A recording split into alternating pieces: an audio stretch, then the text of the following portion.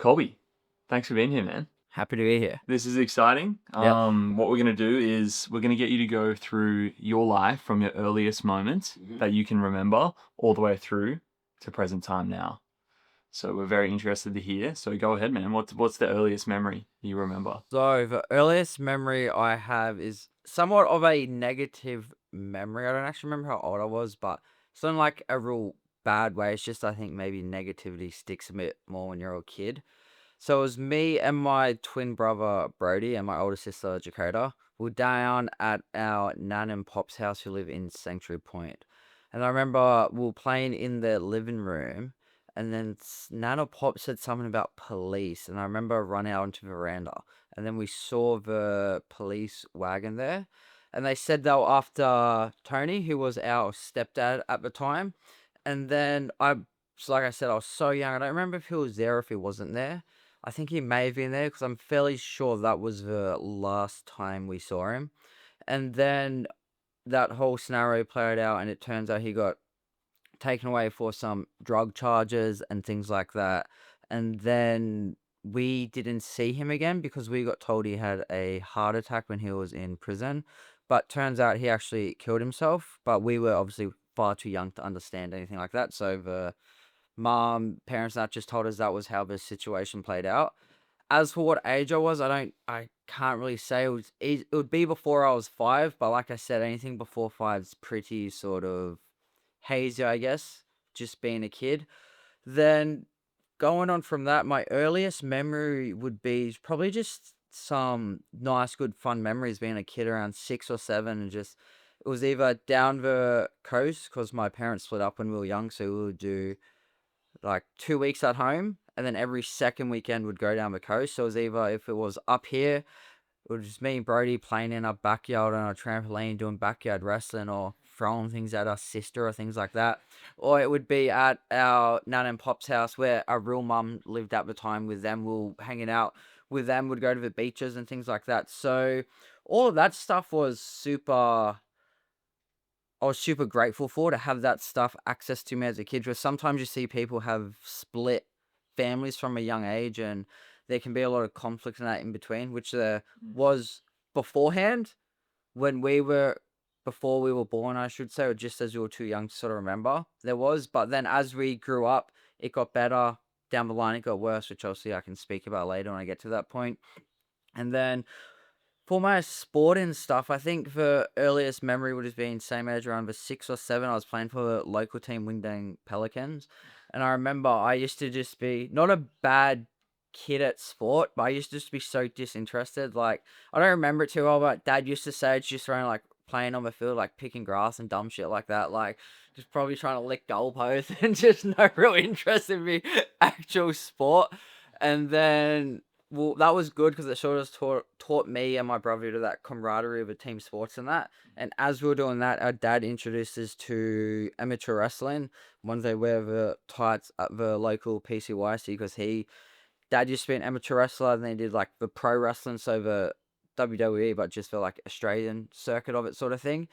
And then we started wrestling quite young from the ages of 6. And I found I can't say if I liked it more as a kid because I can't remember it, but maybe it was the fact that it was a one-on-one sport. And in football, when you're a young kid, like you're not constantly doing something with a stimulation. There's like, I don't know how many people are on the field with the juniors, but I know the adults is 13 people. So there's 12 other kids on the field, say, for example, you can slack off and sort of. So I guess I was just easily distracted, whereas something like wrestling, I had to be very dialed in and just focused on. And I think for my personality type, what I've come to learn is I'm very much that I like to just have a focus and just drive towards one sort of thing. I don't like to be somebody who's just dabbles here and there and sort of has his fingers in every pot. I just want to sort of just have one pot to myself and just be committed to that. And then we were playing footy for the local Wingdang team. And then I'm trying to think if I had my first fight for Wingdang, like not official fight, like just punching on as a kid. 'Cause I was quite an angry kid. I don't think it was Wingdang, but then we switched teams to the Stingrays. And then this is one of my earliest sort of vivid memories is we were playing down in Milton, Ulladulla, and my dad loves telling the story. I don't know how old I was. I think it might have been like under 8s or under 9s or something like that. And I remember someone said something, and I think I was playing the ball or I was dummy half, and someone said something to me. I don't remember what it was some sort of your mama joke, like as kids do. And I just remember I just socked this kid, and then it ended up they all jumped in, and as all kids, it was like not many of the kids on my team wanted to fight. So I think by the end of it, it was like me trying to punch on with like a whole football team, and I was a little kid. Obviously, it didn't go well for me, but like at least I had a crack. But then I remember my coach coming on the field, and I was in like such a fit of rage. I start trying to swing up my coach and that. And then they get me off, like I get sent off for the game. I can't play anymore. And then I think it's hilarious. Dad didn't think it was that funny, but I managed to like sneak away when all the parents were talking and that. And I saw some of the kids playing in a bush. And so I ended up getting like a big stick. And I was just going to go over and like fight them again because like four of them. I'm like, but if I got a stick, I reckon I could take it. But then obviously my dad and my coach saw me. They pulled me aside to slap me around. Like, what are you doing? You can't do this. Like, don't do things like this. Like, it settled on the field. And yeah, that was probably my first proper football memory, which is funny because it's not even about football. And then trying to think, growing up through the primary school, there wasn't anything I would say of like too significance to cause like, oh, I remember these events super clearly. Like I had a pretty good life during the primary school stage. Like I had heaps of friends. I got bullied a little bit, but then I remember, I'm pretty sure I just slapped the bully and pushed him down like a thing of stairs and I stopped getting bullied. So that fixed it pretty well. And then I was in grade year 3, I think, which we swapped schools because just the teachers and I don't think really gelled with sort of my personality and just I wasn't really fitting in the right classes. And we ended up going to the school which the old principal was at, which he moved to. And then dad knew him and he thought he would be a good principal and headmaster going under. So I finished my schooling years of 3 to 6 there. And that was very good for me because I think I didn't realize how much I didn't like the first school I was at. But second school, I made some real good friends there, fitted in with everyone. So it was pretty much like just your usual sort of kid growing up things. Whilst I was doing that, I was still doing the wrestling practices every Tuesday and Thursday night. I think it might have been like 6 to 8 p.m. or something like that. I remember it was 2 hours. It might have been like 5 to 7. But I remember finishing pretty late for like a Thursday night, being a young kid and that.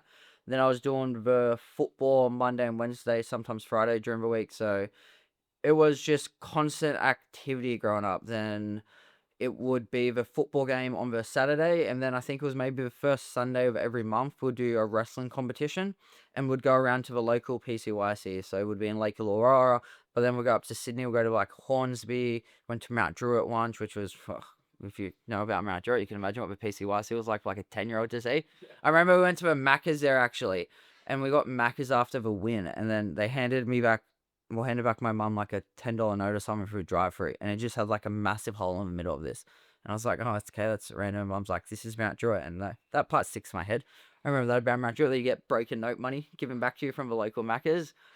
And then from about, like I said, it was nothing too similar, but it was just pretty routine because it was just, I was very committed to my sporting activities because I always knew I wasn't the most patient person. I was always, as you can see, I changed my position every 5 seconds. I'm very fiddly and I like to do things. So trying to get me in a classroom to sit still for 6 hours and like learn math or things like that was just not my vibe whatsoever. I'm much more of like a hands-on learner. So as I got older, I realized when I was doing my TAFE, if we had like anatomy stuff or when I was doing my certificate of fitness, that stuff's good to get hands-on, but just copying lines and things like that was just not my vibe whatsoever. So I think maybe I was a little bit just always frustrated at school, which is why I was good. I had so many sort of sporting outlets to use all my energy out in a positive way. Because I don't remember, but when I was younger, apparently I was like a meaner kid to my siblings. I do remember one time though, I don't know why I get like happy when I say things like this, but I remember my sister annoyed me and we had like one of like, this was, you have a flip Game Boys advances. This was before and she had like the like, almost like a like a brick sort of game, but like a real old school one. And I'm pretty sure she beat me at a game, and like I don't know why, but I was like 4 or 5, and I grabbed it and I hit her over the head with it. I'm pretty sure I snapped the Game Boy on my sister's head. Like I know it's laughing, like you're laughing. It's like, kids will be kids, but like I was just maybe I was super competitive and I was super angry, but like she still brings this up to the age character. She's like, you used to owe me a Game Boy, which when I win more fights, I will buy her a nice old school Game Boy. And like I said with that, I think maybe it was just some frustration. I guess just I fit in school, but not really with the whole school system. So when I was like 8 or 9, I was like, I can't do this for for the rest of my life. Like, obviously, people are like, "Oh, what do you want to do when you be old?" And they say these things like, "I don't know, I want to do something sporty." That was always my thing, whether it was going to be football, because I was decent at football for a younger kid. Like, my defense was my defense, I guess you say, was really good just from my wrestling. So, and I didn't care. Like, I was pretty small, but I would just run around and just tackle people because I had energy, like a dog, like herding sheep or something, just on the field trying to do something like that. And then it was when I got to high school, I think I made the jump over to MMA training. And that switch came from, firstly, I knew there wasn't much of a career in amateur wrestling. Like, even now, like, no, but I can't even name like an Australian amateur wrestler. And I used to do the sport for like 6, 7 years, sort of thing. It's just such a small and niche sport. And in Australia, where there's no government funding, like, you can't really make a career out of it, because you get these Russians or these any of them stand countries where if you're a good wrestler, they'll pick you out from 6 years old. You get put into a college, you get education paid for, everything. You're pretty much a sponsored athlete from the government. So you got these guys, and you got Australian wrestlers just to work a 9 to 5, just try and compete. So there was no real sort of future in it. I remember Dad was telling me about, he watched I think it was a Chuck Liddell and Tito Ortiz fight, and I might have saw a couple of that. I'm like, that looks pretty cool. And at that stage, I was still pretty small for football. Like, it was the age was like, I think my last season I played was under 12s, under 13s. And I reckon I would have been like 45, 50 kilos if I was lucky, which isn't much when you're playing footy against like these big kids from like Nowra and like all the South Islander kids and things like that. And so I could hold my own, but my love wasn't in it.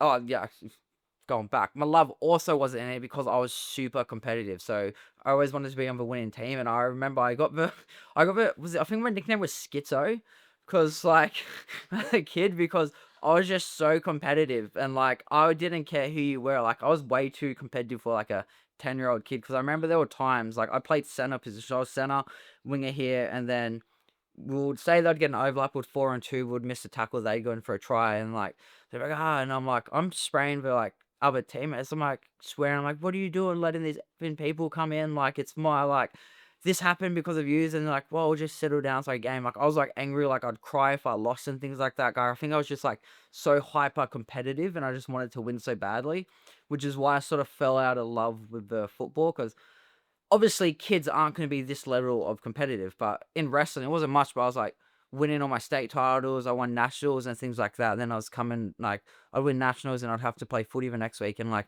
we get smashed 60-0, and like the kids are just like fucking around and things like that, as kids do. But because I was so serious, I just wanted to win, I just sort of like lost the love for it that way. Plus with the size thing.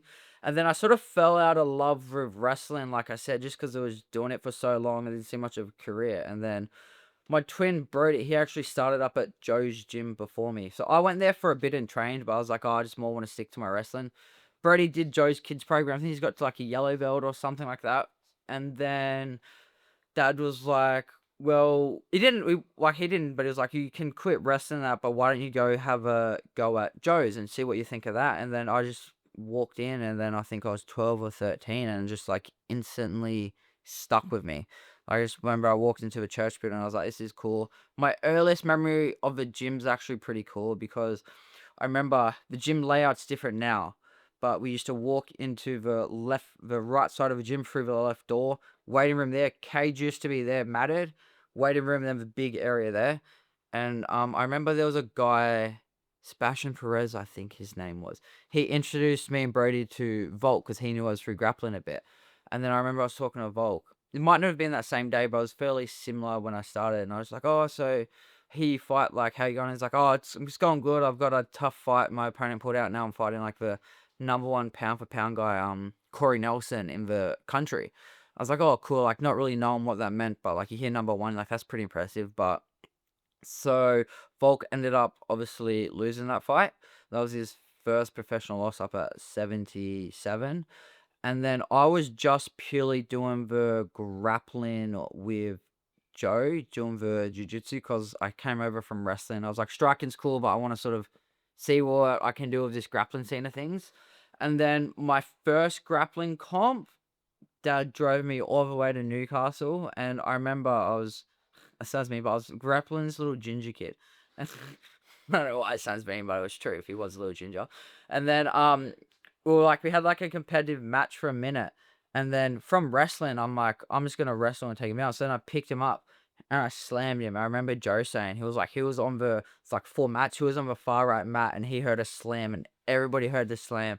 And they look over and this kid starts bawling, like sounded like I killed him or something. I was just a young kid who was hurt. He was like, and I get up and I'm like sick, like he's crying, I win, like this sport's great, like I'll just make everybody cry and I can win. And then his hand got raised and I was like, how does this work? I was like, you're crying and your hand got raised. I was like, what sort of victory is that? So I was pretty angry at that. And then so was dad because he had to drive 2.5 hours for that, which is yeah, and back, so 5 hours. And then after that, I had my first jiu-jitsu comp at the Australian Nationals. And Nationals work, they go, I think every year they go on a different state. And that was the first time they've been in New South Wales in 7 years or something like that. And Joe's like, oh, last comp didn't go your way, just jump in this comp, see how you go. So then I stepped up into the Nationals, and that's where that iconic photo everybody's probably seen of where I've got my skinhead, I'm pasty as, I've never seen sunlight before. I look like Goblin if he was Golem if he was a little bit more human. And then yeah, I went into that comp. I think I got a silver, which is all right, and but I was pretty happy with that because like I've only been doing the sport of jiu-jitsu for a couple months at this point. I just came from a wrestling background. Volk ended up getting gold, and it's always funny because the podium photo is Volk on number one, and everyone knows that one's here, three's down here, and two's like over here. And Volk's on number one, but because there's like 80 kilos or something, persons and two and three are still taller than him. So that's always good to look back. I don't even know if I have that photo anymore, but I remember that. And then I remember we are just leaving that comp and just like, it's cool just to see like casually, like Volk came over our house after because dad filmed the matches. So I'd like, I think he burnt the matches onto a DVD or something for Volk at that time. So Volk could have the matches and show his friends and things like that. And it's just funny to see how that was like our first time competing together to like where we are now. I think that might have been like 2013, 2012, maybe around that time, maybe a bit later. And then so that was my after that national comp, I was like, oh, I can go pretty good at this jiu-jitsu thing. So I think after that, Joe gave me like a job in teaching the kids classes. So I was like 14 teaching the kids classes. So I'm 26 now, so I've been doing it for a very long time. So that was really good because I always tell people, because I always get like complimented on my teaching ability, and like it's nothing besides reps, and I think it's purely reps teaching like kids as well. Because like if I have to break down a technical jiu-jitsu move to an adult who knows the thing, it's like fairly easily. But if I have to break down something to a kid who's never seen it before, it's like they don't even know their left and right. So it's a lot more layered communication. You have to be like very concise with your words too, because their attention spans are non-existent because they're kids. So I think that's helped me now, especially as I've gotten older. I've realized like the value in teaching the kids, not just obviously it gives a lot to them, but it can also give a lot to you and your sort of journey and how you explain things with your coaching roles, and it translates much further.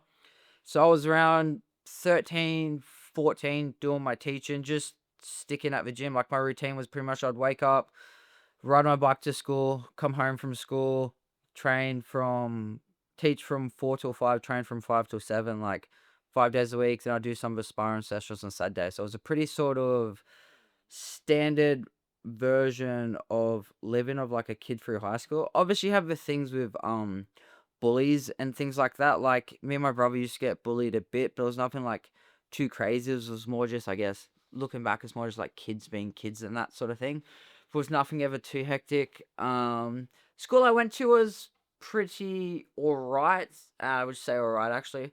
I do remember another vivid memories. I got this mad. I used to ride a scooter. I used to be a scooter kid. I got this like it was called a Mad Gear Pro Nitro Extreme. So it was like a 6 scooter. I had like holes in the decks and everything like that. And it was like $350 as my Christmas present. I was so stoked. I rode it to school. The first day got fucking stolen. I was filthy. Yeah, so I stopped riding nice scooters to school then, and I just went back to normal pushback after that.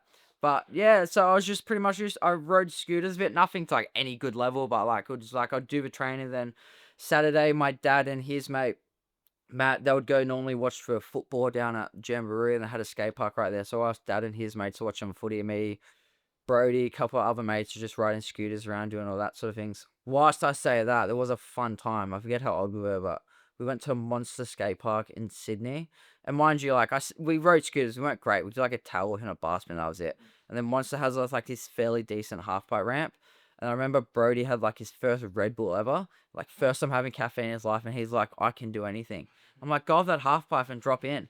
And so he gets onto this half pipe, and instead of doing like a normal drop in where he like wedges himself over and just drops in like this, I don't know what came, because he was lined up perfectly for it. He still axed himself, and I was gonna laugh anyway. But he ends up like, I don't know if he over psyched himself, but he ended up jumping up and like trying to jump into it. And all I remember is him jumping in. I'm looking down, and his wheel hit, and I just hear, and I'm like, oh my God, I've just killed my twin brother. And then he actually got up crying as expected. And then I thought he might have broke his wrist or something. But 5 minutes later, he was actually all good. And then after that, I've learnt he should never trust me when I say he can do anything about that. And then that just popped in my head because we're talking about scooters actually. And then my training started to shift when I was around 15, 16, when I was like, there's not much of a. I was still competing fairly regularly in jiu-jitsu at this time. I went down to a competition called the Pan Pacifics in Melbourne.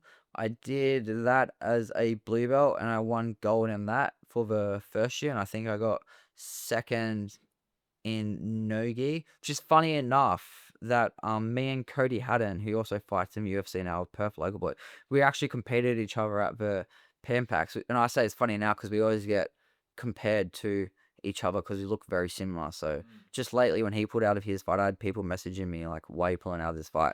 I'm like, sorry, brother, my cat's sick. I had to stay home. Couldn't catch a flight. Because, like, if they think I'm that person, they don't do a quick enough review, like, you're going to get trolled with it.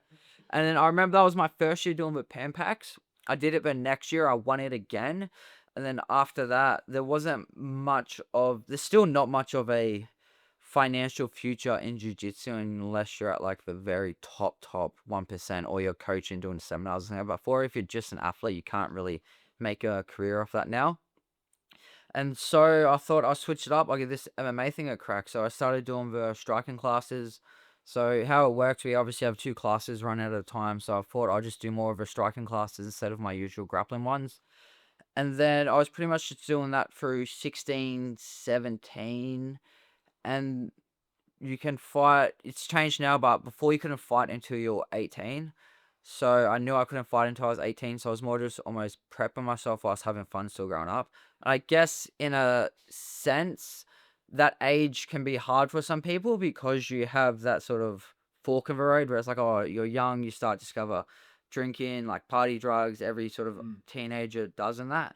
I don't say. Oh, I guess I was lucky in a sense, or I just think your circumstances happen to a reason. So, going back a bit, my mum and dad, they had a pretty bad split because my mum, who I don't speak to now anymore, she ended up having to go through NA and AO, so she was obviously down that wrong path of life choices. So knowing that from a young age, knowing what like drugs and alcoholism and that can do to people, I've always been like fairly sort of cautious of it, which you see some people say is like, oh, you get young people like, oh, my dad was an alcoholic, so I'm an alcoholic. Or it's like, oh, my dad was an alcoholic, it's why I don't drink. So I guess I sort of have somewhat in that. I could see it in like sort of I was too young, so I didn't actually see any of like that happen. She might have started getting clean when we were around 2 or 3 sort of thing. I'm not entirely sure. But I do know from what my dad's told me about like the divorce and things like things get pretty hairy in them situations. So I was very fortunate that my mum's mum actually testified against her in court. So dad got custody of us, which is like fairly rare to see because in like the family court system, it's normally always sort of put to the females, and like the custody's normally reversed of what we got with my dad. I'm saying all this because it sort of gave me that idea of like, yeah, I see like the fun in that side of things, but I also can see the negativity. And like at a young age, I think when you're like 16, 17, we're very sort of vulnerable to those things to get easily manipulated. Like I'm 26 now, like I'll have a drink now and then, like it's a very healthy relationship with it. But when you're first discovering things, if you have that addictive personality or if there's things in your family history, I think you have to be very careful. So it was never really like a massive sort of allure for me to go there.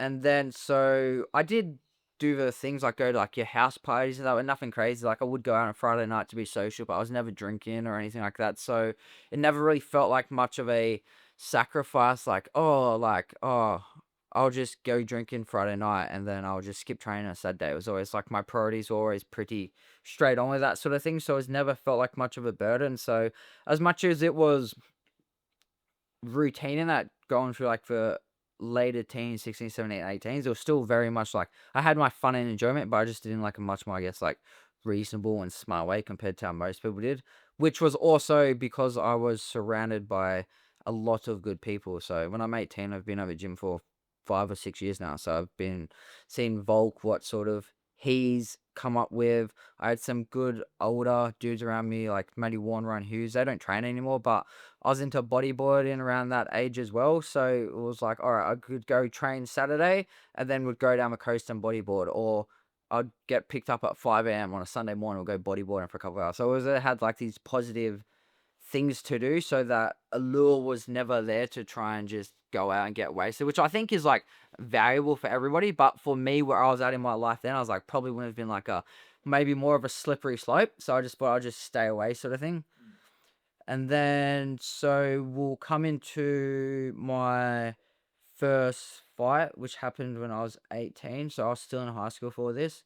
And I say I was in high school, but I wasn't really going that much. Like, I picked out my subjects in a way that I think I had like 36 free periods a fortnight or something. So there were some days I'd rock up to like in year 12, I'd have two subjects in the middle of a day. So you can imagine trying to tell a 17, 18-year-old to go to your two subjects in a day. It didn't really happen. And then I remember telling my career advisor, she's like, oh, so what are your plans after school? I'm like, I'm just going to be a UFC fighter. And she's like, huh, okay, what your proper plans? And I was like, that is my plans. Like, it is what it is. Like, I want to be a UFC fighter. And she's like, oh, okay, yeah, we'll see. As you can imagine, career advisors hear that from probably every single kid. So, like, I don't hold anything against it because, like, 99% of kids, when they say something like that, like, no, you should have a plan B. You probably should actually focus on it. But I guess because they see so many, they don't see the individual, like, how much work they put towards it. So, I had my first fight signed, yeah, when I was 18. And I think it was during my HSC, I had to do some weight cutting. So I had to do my water load. And I almost got kicked out of my exam because water loading during like 8 liters of water a day. So I was water loading during the exam. And I think the teachers thought that I was just drinking heaps of water so I could go piss and cheat. But once they actually saw like my exam results, they knew I obviously wasn't cheating. I had yeah, one exam actually, which is pretty unusual for HSC. But like I said, I picked all like the lower subjects just to give me free periods and that. And then, so I think I had my first fight in September. So I turned 18 in June. So I was actually working in clubs when I was still in high school. So I was 18, got my RSA straight away. So I remember, yeah, technically you can't do secchi work, but you can like be an RSA marshal. So I actually remember kicking out some of my teachers, like seeing them at like a club on like a Friday night, and I'm like kicking them. I'm like, oh, so I'm sorry, and like no, they're no issues. Well, they're also like it's probably funny for them to see one of their students trying to kick him out when they just taught him 6 hours earlier of a day on a Friday night. And so security was really good for me. I got quite a few stories there. But my first fight went pretty well. I obviously got the win. I don't think I've ever been up until that point in my life. I never felt like a level of fatigue or anything like that before. So that was a real sort of rude awakening where I was like, oh, I'll be fit. Like I've won national titles, jiu-jitsu. I train every day. Like I'll be fit. I remember thinking after the first round, it being 3 minutes, I actually broke this kid's arm too in an armbar, and he was like still. I didn't know I'd break it, but yeah, he was still coming forward. I thought something popped, but I wasn't too sure. And then after the first round, I was like, man, I don't think I've ever been this tight in my life. And then lucky enough, because I was so fucked, I ended up just grabbing him. I threw him down, and like he couldn't base out because he had no arm, so he came down and like so I had this arm trapped. He couldn't push this one, so I just had his arm trapped, and I was just punching him, and I got the finish that way. So I was like. Not lucky, because like he probably was just as tight as I was in my head. I was like, thank God, like he couldn't get up on that arm because I would have been butchered if he got up. And that was my first fight when I was, yeah, 18. And then I think I had another fight maybe three or, oh no, probably 5 or 6 months after that. And that was more just, I had a fight booked out. Opponent pulled out last minute change for sort of went in, got the job done. Wasn't anything too crazy about that. But whilst I was doing this from the up until about 18 to about trying to think when did COVID hit? Maybe like when I was 22-ish, I reckon it hit.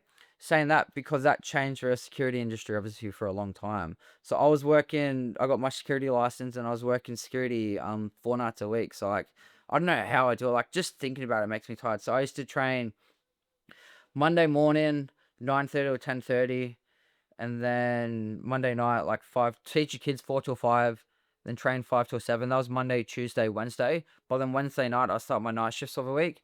So then I'd work depending on the venue. Sometimes it might be a 10 till 2 on a Wednesday night, doing like your local uni night at clubs and that. Thursday was normally longer. It was normally about a 9 till 2.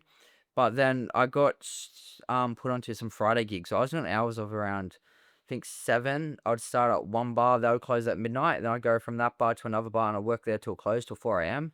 So I'm doing that whilst keeping the same training schedule. So I remember there was sometimes I'd rock up to sparring and I would have objectively just for nights, excluding naps, I'd only have maybe like 3 hours of sleep a night, rocking up to like sparring sessions on like a Saturday morning, having to go work Saturday, same thing, long shift, and then wake up Sunday. And like, it's funny, I look back on it now, like, I have no idea how I did any of that, but that was pretty much my life and routine. And then that was good for me, I guess, because it just taught me a lot of like resilience. And I sort of just, anytime I'm like, I feel tired of that. I'm like, look, all you had to do when you're 18 just to get to this position, like, toughen up, princess. Like, you've had it a lot worse in a pretty privileged position where you are now because of you're willing to do it there. So it's like, don't sort of slack up or anything like that.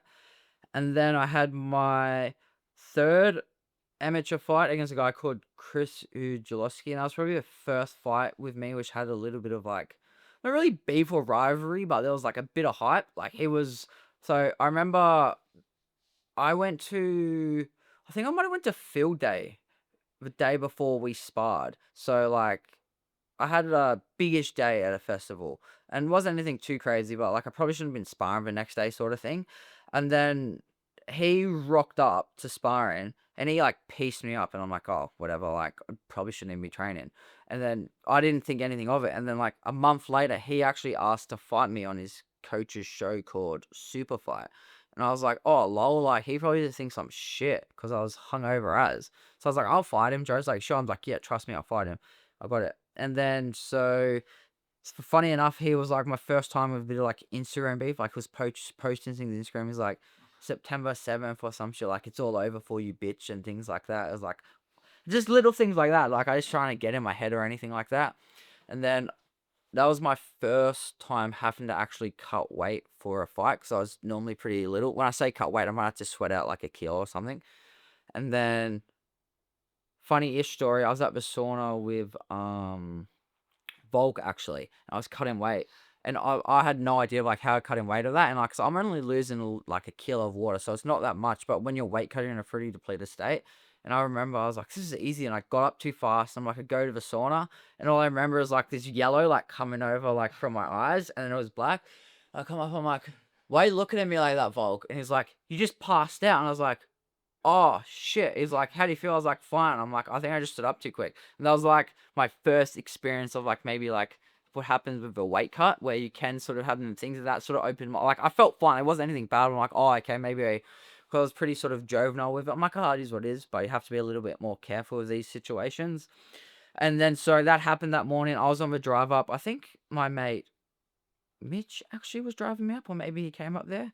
And then as we were driving up, his coach rang Joe, and Joe rang me. He's like, oh, hey, your opponent's going to miss weight by a bit. He's sick. He can't make the weight or whatnot. They said you can rehydrate up to the weight, like 62.5, and it was a 61.7 fight. And I was like, no, fuck him, because then if I rehydrate up to that weight, it's going to look like we both missed weight. I'm like, I'm just going to weigh in and sort of make the weight. It's like what I signed for, and I'm going to let it be known he missed. And then we got to weigh-ins, and then he tried to do like this staunchy thing over me. Like I say all this, but like Chris fought Case a couple weeks ago. I got nothing against him. He was actually a really nice kid. It's just funny when like both in like your early 20s, you just like both want to like prove you're the man sort of thing. I remember like this staunch thing over me, and I was like, oh, it's a bit weird. Like just at Wayne's, brother, chillax, we'll fight tomorrow. And then it was me. That fight day came. Funny or not, no, was it? No, it was. I fight him again. The song "Funny" happens that fight day as well. But then I walk out to that fight with me, Joe, and Bulk, 3 of us, and like I'm getting not booed, but like I'm definitely not the hometown favourite. Like he's up in Sydney. This is at Punch Bowl. Like he's a like local man sort of thing. And then he walks out with like 20 people, Masso flags, everything like that, like big song and dance. And I'm just like vibing. I end up like choking him out in the first round. And it was like that was I think like a cool moment for me because it sort of made me realize like I always backed myself, but like not letting like the moment get you or anything. Like all this hype and everything like that. It's like it is what it is. Like at the end of the day, it's just gonna be you and him to fight in there. So that was that fight. After that, I was 3-0 as an amateur, and we found it pretty hard to get fights for me for maybe like a 6 to 8 month period. I think it was just there wasn't many bantamweight, small division, very small talent pool to fight from, sort of thing. And so just training, sort of not doing all the right things I should have been. Like nothing too bad, but maybe like I'd always still train. But say if it was a Friday night, now maybe I'm like my mates want to go out for a drink. Like I'd go out for a drink or something with them. All right, but then not only I was drinking bad, then you're getting a snack pack at 2 a.m. and stuff like that. So it's all these like little habits that I started to let slip up because I think I was so regimented in my life up until this point, and I sort of had a bit of this break in that, and then it was almost I wasn't playing catch up because it wasn't like, oh, I wanted to do these things and like, oh, I felt a need to, but I was like, oh, yeah, I haven't been out for a Friday night. Let's go see what's this about. Let's go here. Let's go. Then I just sort of being like, I guess a normal 20-year-old. But from me, it was like a very polar opposite from what I was like. And then, might be a bit too much information. I don't really care though. It's like my story. I was at my mate's place and like funny enough, we're just smoking some bongs, like as simple as it is, bro. And I had like fucking a pizza and a half. I had bad munchies. I'm legit eating this maxi bong and Joe rings me and he's like, "What are you doing?" I'm like, "Oh, I'm just out for a walk." And he's like, "Oh, do you want to fight next weekend?" I was like, "Oh, I'm like looking at this dude. I'm like, what weight?" He's like 66, and I was like, "Yeah, Matt, I'll make 66." I put it down, look at Matt. I'm like, "I'm gonna fight next weekend, bro." He's like, "What?" I was like, "Don't ask. Let's just do it." So sort of like had to pull my finger out for that, and then end up having that fight at featherweight. Made featherweight super easy because I wasn't even like when you're doing that stuff. It's normally just water weight, so I lost it super easy. But I ended up losing that fight, and that was my first loss as an amateur, and it was super variable for me because firstly in the actual fight I had a game plan. Like my last 3 fights I was able to just get a hold of a person, get him down, choke him out or finish them, sort of thing. And in my head I'm like, oh, I'll get this guy down, I'll grab him and I'll get him to the canvas and that. Literally I know because I thought it was up at featherweight and I saw he fought at bantamweight before. I'm like, we're just two bantamweights fighting up at featherweight, is what it is. We get to weigh-in, bro. This dude looks like fucking He-Man. His name's Chris Vaughan. He's like jacked, six-pack. I'm like skinny fat because I don't lift weights or anything. Yeah, I'm just coming off Domino's pizzas and Maxi Bonds for a couple of weeks. Like, looked way out of place with it. And then I ended up getting him in my position like a body. I've got this from here, and then he just didn't go down. And then sort of the game plan sort of spiraled from there. It was still like a cracking fight, like it's a good fight to watch back and that, like just having it crack sort of thing. But I lost it. And then I was pretty devastated about the loss, but I was more devastated about like how it happened because obviously you can just sort of navigate back to like, all right, why did this fight happen at featherweight? Oh, because your habits weren't in place. You weren't doing the right things. You didn't have your discipline. And sort of it went backtracked like that sort of thing. And I'm trying to think. I think I might have been in like May. Forget what year, but it was May. I suffered that loss because then Joe does his show Wollongong Wars, and then he's like, "It's alright. We'll just get you a fight back on Wollongong Wars." And then I had my fight on Wollongong Wars against Sem Kikembo, someone I fought twice now. He's a super nice dude, real good opponent. I remember I felt so on that camp, like ticked all the boxes, everything was going sweet. Super tough opponent though. And then, funny enough, I walked out to Backstreet Boys and like I remember Snake Pit and Wollongong and like it was such a cool moment. Like I got the crowd cheering my name, like everyone was singing, like it was such a cool pop moment. I go out to this fight, I shoot like a half-ass takedown, I get a shin straight to the dome. I guess like severely concussed in like the first 10 seconds. I end up getting up, coming to, not knowing where I was, and I got kneed, and I got my whole eyebrow slit open too. And then from that moment, it was just like I would talk about the fight, but the only thing I remember is being in a triangle choke and like not being able to breathe heaps and thinking like this sucks, and there's heaps of blood over my face. And then that fight happened, and then I think I came to after a fight. I probably did the worst post fight interview ever because I was so concussed. And then my nan still mentions this story of a time. I go up to my nan when she's out of a cage. I'm covered in blood. I'm like, Nan, you've got my shirt. And I try to like grab my nan and like take her shirt. And she's like, Colby, this is my shirt. And I'm like trying to get my nan's shirt up her for some reason she doesn't have. Get poor blood all over her. And then I was pretty concussed in that walking back. And I remember this pretty vividly. I looked into a mirror and I looked, and it was the first time I saw a cut, and I just instantly felt sick. Like, I know it was weird. Maybe it was like an anxiety attack or a panic attack because I've never seen that on myself before, and I started freaking out. And then we're like, yeah, we're gonna have to take him to hospital, get stitches, and he's definitely concussed too. And then I remember walking out, and there was like this low garage door, and like, say the door's here, so all I have to do is this, and I just go boom. But I did that, but lucky my mate put his hand there to catch my head, and I just like headbutt my hand into the door, and I was like, oh yeah, not great. And then ended up going to the hospital, which is why I always try and like talk about concussions very openly because they are quite a dangerous thing. And I remember I went there and I was talking to the lady and I was just joking. I was like, yeah, I got a fight. I'm like, should see the other guy. It doesn't have a scratch on him because he didn't really. I just wrestled him to win. And then I give her my mum gives her my Medicare card or whatnot. And she's like, oh yeah, she's like, just do some details for me, love. I was like, yeah, no worries. And she's like, what's your name? And I was like, and like I just forgot my name completely. And like I just couldn't remember it for the life of me. And then I had like that scared me, so I had like a massive mental breakdown in the hospital. Like, no, it's alright, you had a fight, you just concussed. I'm like, it's just like first time ever happened and knew nothing about concussion. I'm like, is this like forever? Am I just like dumb? I'm just gonna forget things or whatnot. And then they're like, no, it's alright. They calmed me down. I ended up getting the 6 or 7 stitches in my eyes. And then I remember this lady came by to do like this concussion test because I wasn't allowed to be discharged till my memory started coming back. And she told me 5 things to remember, and this is maybe like 9, 10 p.m. at night. And she told me the 5 things, and I'm like putting them over my brain, like I'm gonna remember. I just wanna in my head, I'm like, I wanna go out and go dance. Like I've still got this. Like I'm still a man. And then she came back and she's like, do you remember the 5 things I told you to remember? And I was like, who are you? And she's like, oh, she's like, I'll see you in 2 hours. So then she came back in 2 hours and I remember like one of them. So she told me again. So I ended up getting discharged at like 1 or 2 a.m. or something like that. And that was like my first interaction with like a bad concussion. We did all like the proper protocols and things like that. So that took me to 4-1 as an amateur. And then 5-1, Volk was in camp for Max Holloway for this at this point. So this is when Volk's really starting to be on his come up and everything like that. And I ended up rematching against Chris Uchalowski, who I fought earlier in Super Fight for the belt.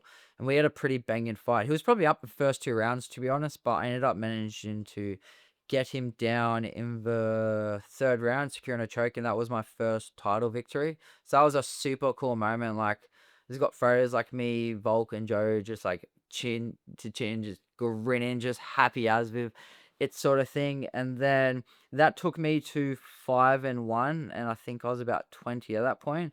And then I was pretty content on going pro, but I felt like maybe I could have had a little bit more experience still. And so I think that was around the back end of the year. And then the following year came and we ended up doing a thing called the IMAF, for International Mixed Martial Arts Federation or something. So for amateurs, they do like a world championship and things like that. And they ended up being on the Gold Coast doing the Oceanic Trials. So what that meant for is I went up to Sydney. I qualified for it at 66 kilos because you have to weigh in 3 days in a row. So that meant if I won, I would have the ability to get 3 fights and 3 wins in 3 days.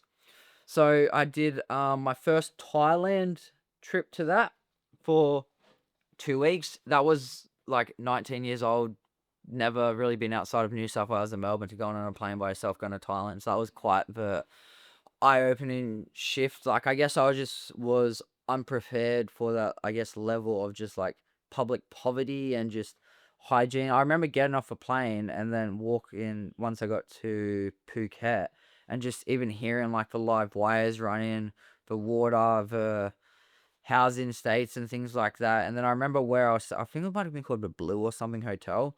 And there was like just a shack next to me. And I remember there was like a family of like 7 or 8 and maybe half the size of the room we're currently in, living there and just like smiling, happy as I'm in like this capitalistic hotel with like aircon, rooftop pools and everything like that. And that was just like a really sort of, oh wow, like there are things that are very different. And then so, besides that, at the Thailand experience, nothing too crazy. Like, I didn't even jump on a moped or anything. Like, I was that scared. I was just like, I'm just gonna train as much as I can, stay at a hotel. I went to the beach once, and I had to like hop on the back of my mate's bike because like I was just very much like, I'm here to train. I don't want to fall off, get injured, or anything like that.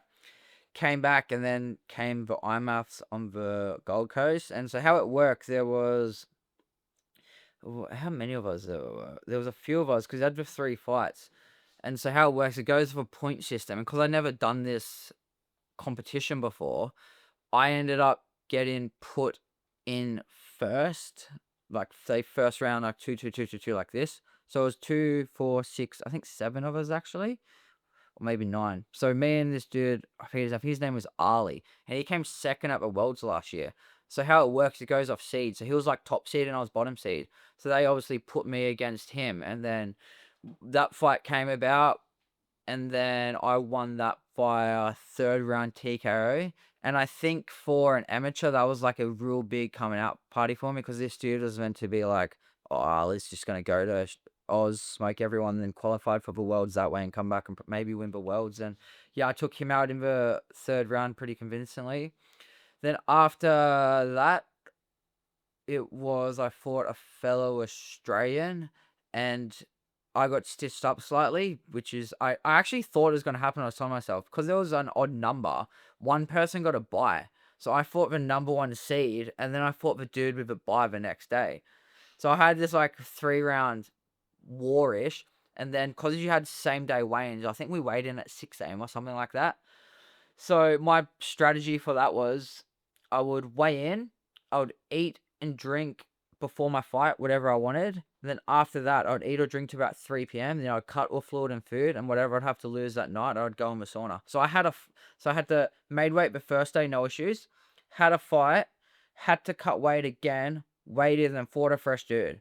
So then, and he was a second seed. He was pretty good, but I ended up beating him with a decision.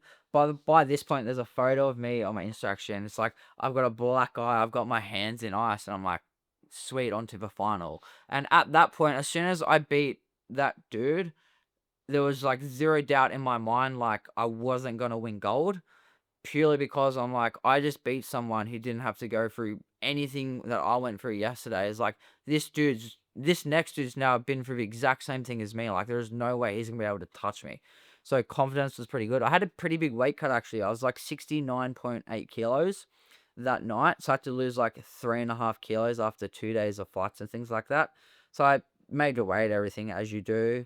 And then got the fight, had a pretty dominant fight. I got like a 30-26 on all the scorecards. So it was like pretty good performance from me, and that took me to 8-1 as an amateur. And then so that was in March, so things are looking pretty good. I actually remember, I think because Joe and Volk weren't there, they were over in America for some. Volk, I think Volk might have had to be there. Maybe Volk was in Canada. No, that was after. It was there for something to do with the UFC, and he couldn't be there for whatever reason. And then I remember talking to Joe, and then Joe was like, yeah, we almost didn't make it back. And I was like, what do you mean didn't make it back? I was like, oh, there's this thing out here called coronavirus, and it's like shutting down flights and that. I was like, oh, really? He's like, yeah. And so that's when it first started over there. So they came back. Honestly, I think maybe 2-3 weeks later, we'll put into a lockdown. And then so I was like, fuck, well, my career's come to a massive halt at this point. That was just the beginning of it though. And then I ended up injuring myself pretty severely actually. You can take his arm. Because it was the COVID situation. We got an exemption to train, but I think it was only me. It was me and Volk, and I'm not sure if we got an exemption or because we live streamed it, we were able to do it like we were teaching a class and we just trained and people could do it with us or whatnot. But I remember we did beach sprints that morning, and then we did the session, then we finished with a drill, which is called shots. And basically, 2 people are like this, and you do a shot of a takedown. I shoot. As soon as I shoot, person A job is to prevent person B from taking them down. So it's just, I'm trying to take you down as hard as I can. You're not trying to let me. As soon as this grapple's done, A or B wins, doesn't matter. I get up, person who defended shoots, I now have to defend. So it's a drill like that. And then I remember I was doing it with Volk, and like, mind you, we we're cooked by then. This is like a third round of doing it or something. And then I was in like just so tired. We almost get into like a rhythm and a flow of it. Like I'll shoot, oh, I'm sprawled, I'll sprawl now. And then I shot, Volk sprawled him. Did Volk sprawl on me? Yes, he sprawled on me. I got up, and then all it would have been is maybe a half second that I went too early or too late just of instinct, and I started to do my sprawl.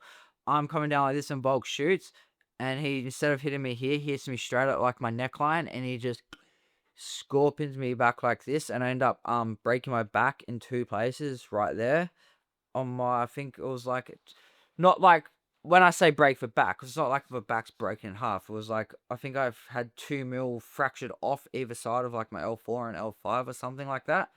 So we didn't know how bad it was, because like Joe and Volk, honestly, I think they thought I broke my neck, to be honest. Like, don't move, don't move. And I was like, no, no, no, like my back hurts, but I feel fine. And like, get up real slowly. And then, so I did all of that, got up slowly, and like, what's wrong? I'm like, honestly, neck and that feels fine. Just like a bit of a backache, to be honest. And Volk's like, it's all right. I work with these guys.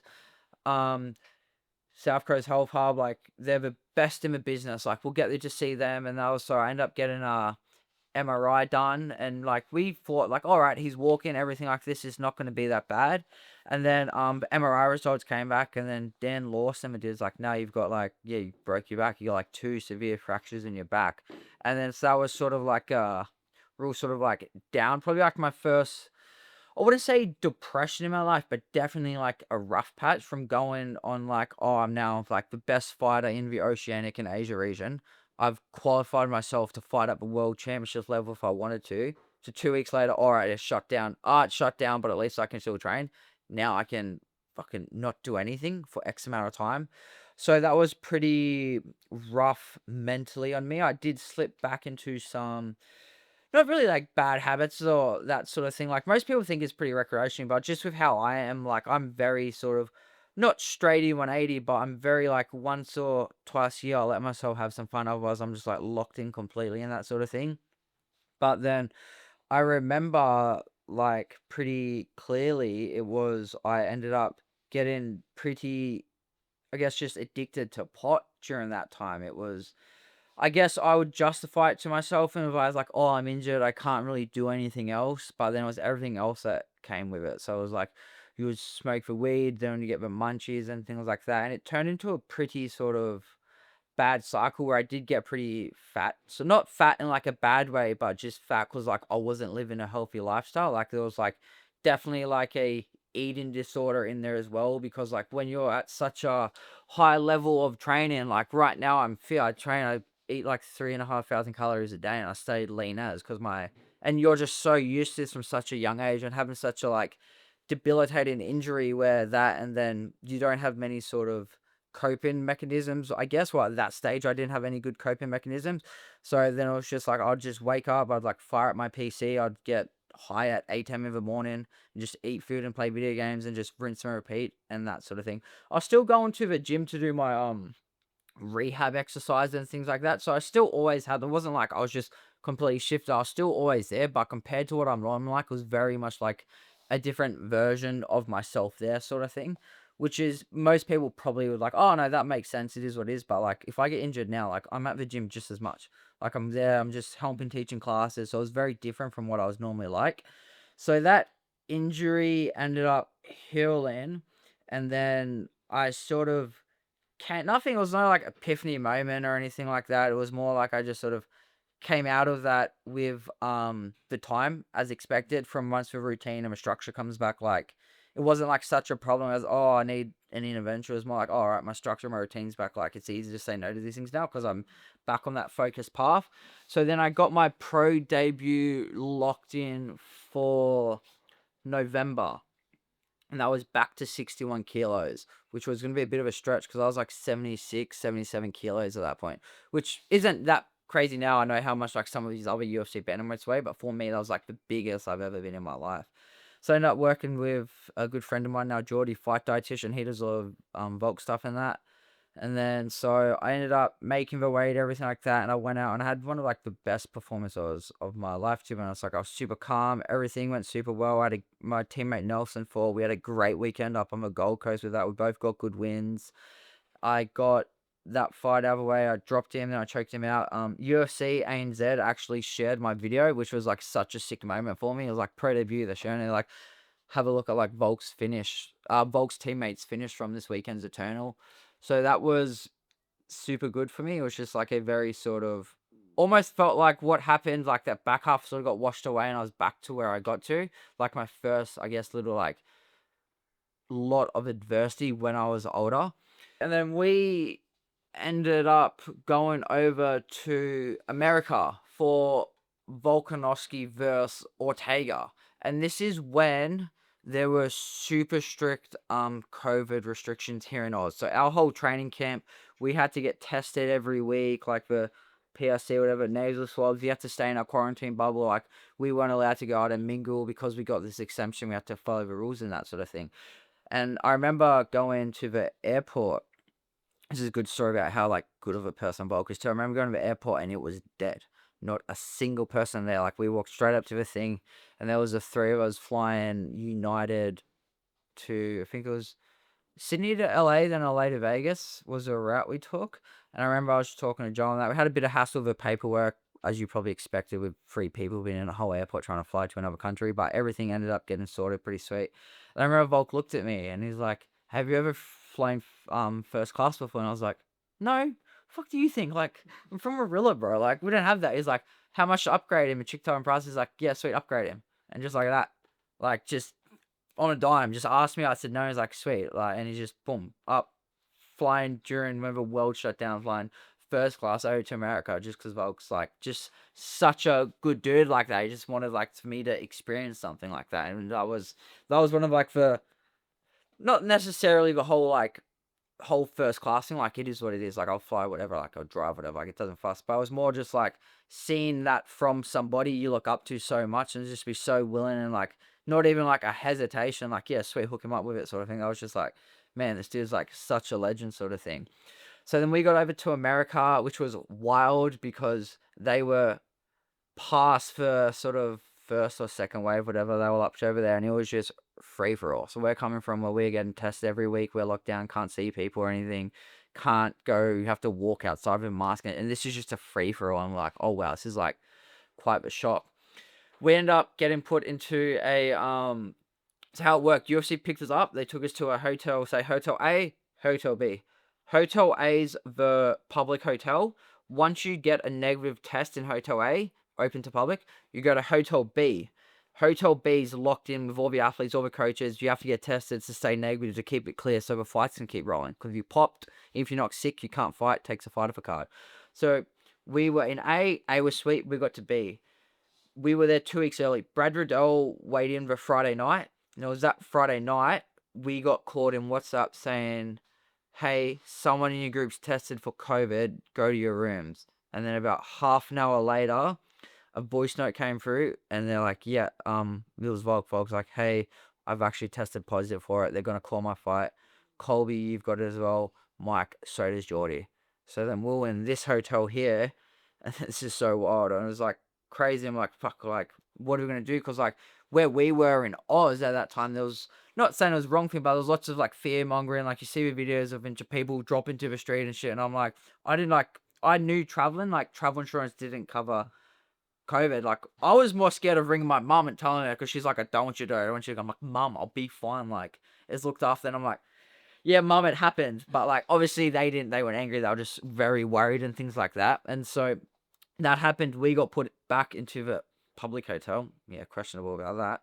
Public hotel and just got told to stay there for 2 weeks. So like, yeah, don't have to get into that, but yeah. And then so we obviously did the right thing by it, and we followed all the rules, procedures, everything like that. And then during that time period, Volk was sick, but he wasn't too sick, so we thought they might try to reschedule a fight in 4 to 6 weeks because Joe was fine. So Joe, because we still had to go back to Oz. We had to do the 2 week quarantine at that point. So Joe was back in Oz because he just wanted to get home. Like, what's the point? 5 trips over. And then I was negative and Volk was positive. And I was about to go home, and then Volk's like, if I just stay for 3 more days, and then when we go back, we can go back together, and I can stay in training camp pretty much. We'll just share like an apartment, and we can train 2-3 times a day. And then because they want to do this fight, I don't want to have been in a hotel for 2 weeks. It's an 8-week camp in 8 weeks. So first 2 weeks going to be a waste after being sick. So that was our plan. And then Volk was speaking, and then UFC rung in, and they threw the Ultimate Fighter offer at him. And then he's like, hey, would you be interested to do the Ultimate Fighter against Ortega, give you a bit more of a break? You're already here in Vegas, we can set it up. He's sure, and Volk looks at me, he's like, oh, do you want to stay for Ultimate Fighter? And I was like, oh, if I'm allowed, I will. And then, yeah, long story short, we ended up spending, I think, another 8 weeks in Vegas, like doing the whole Ultimate Fighter TV show. And then I ended up spending all up, I think, like 10 weeks there or something like that for like a 21-year-old. Like, I remember, I forget what day it was, but it was one day, and we had a pool party, and I just remember ringing my brother on FaceTime. I'm like, what are you doing? He's like, I'm sitting at home, I'm nothing to do. I'm like, look at this. And we just had like a pool party in the middle of Vegas. And I was like, it's just wild, like how, just things can happen sort of thing. So I was like, that whole whirlwind to get there with the injuries and everything, and then having that opportunity to be surrounded by the beast of the machine, which is the UFC, and get like so familiar with it. And I was very lucky that we coached bantamweights and middleweights, so it's 135 and 185, and I'm a bantamweight, so I was getting to train with like, how many was it? Was it eight on each team? So 4 like good class bantamweights every single day, twice a day. So it was like, we'd wake up, we'd get to the UFC Apex early, we'll train ourselves an hour, we'll train the boys for their hour, 2 hours, whatever. We'd go to the UFC PI, hit the recovery, go back, chill for an hour or two, go back, train with the boys. Then the evening session, we would actually train with them. So I was still getting like full-time training. So I was like, this is a dream sort of thing. So I'm always very happy looking back on that trip, because it just shows like you can never really guess what the universe has in store for you. Because that, like, how I went feeling from that phone call when you get told you'll have it, like the fights off and things like that, like down in the dumps to 5-6 weeks later you're training with some of the best athletes in the world. Like, it's how we got introduced to Craig Jones and everybody like that. It all came together from that Ultimate Fighter TV show. And then so we came back from that show, and then I ended up getting booked to fight again, and I got booked to fight against a dude called, oh no, we came back, and that's when I've had my first sort of proper injury with this point, because I was training to fight this dude, and then I ended up tearing my knee pretty severely. Like, it was nothing too big in training, but I ended up just kicking legit this motion, like kicking my leg forward from, like, if you can't see it, it's like a 90 degree, it's like a 45 degree on my mate's leg, and I ended up like tearing everything through my knee there, and that was like pretty severe. And then that put me in a knee brace, I think, for 8 weeks, because I wasn't sure of how serious it was, because I knew it hurt, like I popped it, but it was like it was like 2 minutes into my first round. I did 8 5 more minute rounds grappling with like a blown out knee. Like, it hurt, but I was like, that couldn't have done that much damage, or at least so I thought. And then so I ended up telling my physio about it. He's like, look, I think you've just done this, and we'll just be careful. Go use scan, but it should be back. I remember I was journaling. I'm like, oh, knee sore, should be good in a week or two. And then he ends up ringing me just after I finished teaching a wrestling class actually.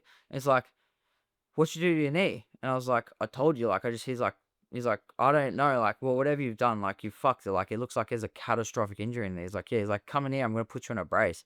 And so I was in like a locked degree brace for, I think it was 8 weeks. So the initial diagnosis was that I tore my LCL, MCL, PCL, and my meniscus. So they thought I was gonna have to get my LCL and meniscus both repaired when I saw the surgeon. But I was lucky enough to be put with a good team of S&C and physio. So I ended up still lifting weights 3 times a week, doing rehab twice a day at the gym. Like, this is where I learned from my back injury. Like, these injuries don't have to be as bad. Like, you can still stay locked in and just focus on what you can do. So then I end up seeing a surgeon after 6 weeks, and he's like, all right, your LCL is fine, you won't need surgery, but we'll have to see if your meniscus in 6 weeks. Kept ticking all the boxes, doing all the right things, and then ended up not needing a meniscus surgery either. So I ended up by doing the sort of right thing and just ticking all the boxes as you should when you're a professional athlete. These things, I ended up avoiding 2 possible surgeries if I would have just like sat on my ass, like slipped back into like some unfavorable habits and things like that. And so that was good. Like that was like a real sort of, I always say, like, with adversity comes like the learning curves, and that was really good for me. Just like, all right, no matter like how bad it is, you can always just sort of get back in there. And then so I ended up getting to my second professional fight where I was teed off to fight Sam Kikembo again on Eternal. This was somewhat short notice. It was at featherweight, not because I couldn't make bantamweight. It was just small short notice and nothing came up. And then short prep was good. Everything was going well. Walked out to the fight, good vibes, everything. And then same thing, like a minute and a half in, he just catches me with this front kick and boom and just shuts my light off. And then I remember nothing after that moment. All I remember is I was walking back, I heard the bell go, and I was like, oh, he's tired, like, I'm gonna break him now. It's like when I came to. And I go up to Joe, and I dap Joe up. I'm like, I'm gonna go to sit down. And he's like, no, no, no. And he like just pats me on the back, and he starts walking over to Sam and that. And I was like, I'm like, what the fuck? And then Volk's like, no, you did well, you did well. And I'm like, what the fuck's going on here? Like, did I just get knocked out? I was like, did I just lose this? And they're like, what's wrong? I'm like, what happened? And they're like, what do you mean? I'm like, it's only round one. And like, no, it's the fight's done. I was like, no. I'm like, you got 2 rounds. Like, no, you fought 2 rounds. And then I'm like, what? Like, oh. And then they came to like, oh, you're obviously very concussed. And I was like, oh. And I was like, oh, did I win? And they're like, yeah, we're pretty sure. Like, you even came back in the first round pretty well, and you took the last two pretty comfortably. And I was like, really? And it's funny. I get my hand rate. Oh, before that, actually, I chucked the shits because I thought I lost. I'm throwing my mouth guard around. I'm like, fuck, fuck. And Joe's like, what are you doing? I'm like, I lost. He's like, you probably won the fight. Like, don't show the judges this look like a winner. And because I didn't remember any of it, I was like unsure. I was like, I thought he might have just been like just telling me what I wanted to hear. And it was funny. The ref raised my hand like unanimous decision. I'm like, this, like, so suspect. Like, we actually won it or that. And then I ended up coming to pretty well, like, because concussions are weird because I've had like 3 or 4 of them. Like, that one wasn't too bad in the sense that what was I trying to say? Wasn't too bad in the sense that there was no lingering symptoms. It was just a bit of memory loss and that was it. But I've had fights before with that my during that period where I had that real long break off, there's a time I was scheduled to fight my good friend now, Jared, who's always my friend, like always like we trained together, but it was just we were both bantamweights, no one wanted to fight, was scheduled to fight. And then I ended up doing a fight week session with so I got clipped maybe 2 months before that in sparring, nothing headgear, just didn't see a shot coming, got a little wobbled, felt a bit off, like take 4 weeks off, I came back fine from that. And then me and my teammate Justin. So this is before the Sem fight. So I had a concussion at the start of that, and then I had a second bad concussion. It's probably my worst one with me and Justin. We're doing a drill, and we just both mistimed. We both had a head clash, and he ended up getting his head split open. So he went straight to hospital, and I was like, I feel funky, like I don't feel great, but like I'm weight cutting and things, and like I get migraines too. Just this is just unrelated, but I get them like every 6 months or so. It's a genetic thing, so I know what like it feels like, and my vision goes like real water in like my peripherals, and that was happening. And I thought because where I hit my head, it was just like from my eye, so I didn't think anything of it. So I finished training, then I ended up driving home after that session, and I had to pull over driving home, and I started like projectile vomiting out my car. And then so that happened, and I had to get picked up, went to a hospital, and they diagnosed me with like a pretty severe concussion sort of thing. And then so that was my second one. That forced me to take a bit of a longer time off, which sort of had a knee injury, concussion, concussion. Then I came back for this Sem fight. Now, obviously, we're on to my third concussion with Sem fight. And once you have 3 concussions in, I think, 12 months, or maybe it was like 3 concussions in 6 months. That's like a big, like, no, start time to pull back in the reins. So I went up to Newcastle, and I ended up seeing like a good sports concussion doctor. I forget his name. Chris Levi or something like that. He does like all the NRL players. He's like top of the field, so he's super like regarded in that aspect of things. And then that was somewhat of a rough patch because I didn't think my concussion was firstly too bad because I felt all right. But then what they told me is that you can't do any sort of training and you can't elevate your heart rate for 3 months. You just have to go like complete rest and things like that. So that was annoying. And then I'm trying to think what was the time it was. I think I maybe saw him 4 weeks after the fight. And during that 4 week-ish period was pretty rough because what most people don't know about when you get a concussion, because it's traumatic damage, it actually causes like your, I could be wrong, but just like it changes like your neurons and how things fire and that. And the easiest way to explain is like I'm baseline like normally like an 8 of like normally like 8 out of 10 happiness, just go for your life, just pretty cruisy any day. I'm probably an 8. I was waking up like a 3 or something, and it was like it was technically depression because of how I was feeling. Like, it was nothing bad, like negative force, but I was just like no motivation, no drive, just like, what's the point in this? Like, just angry and just like that real low mood sort of thing. And then I was worried. I was like, what? And then that cycle happens where you're like, what's wrong with me? Like, all right, I just can't train for a while. Like, why are you being such a bitch? And then you're like, oh, but are you being too hard on yourself? It's like, no. And then it's like that cycle just feeds in, feeds in.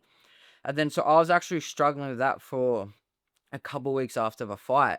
And I was like, I just don't know what is wrong with me. And then so I ended up going up and seeing the specialist. And I just asked him, I was like, is this like, basically, I just spoke to her like this, probably unprofessional way to say it. This top of the field doctor guy. I was like, can shit fuck with my head? And he's like, what do you mean? I was like, I've been so sad since my fight. Like, I just don't know why. Like, I've got nothing to be sad about. Like, I just can't train. But he's like, no, it's like, and he explained it to me. He's like, there are like lots of studies now which prove like post concussion symptoms like can lead to just in a fog and you just no motivation for anything. So when I heard that, it was like almost like went away. Like I may have drove up in that car free.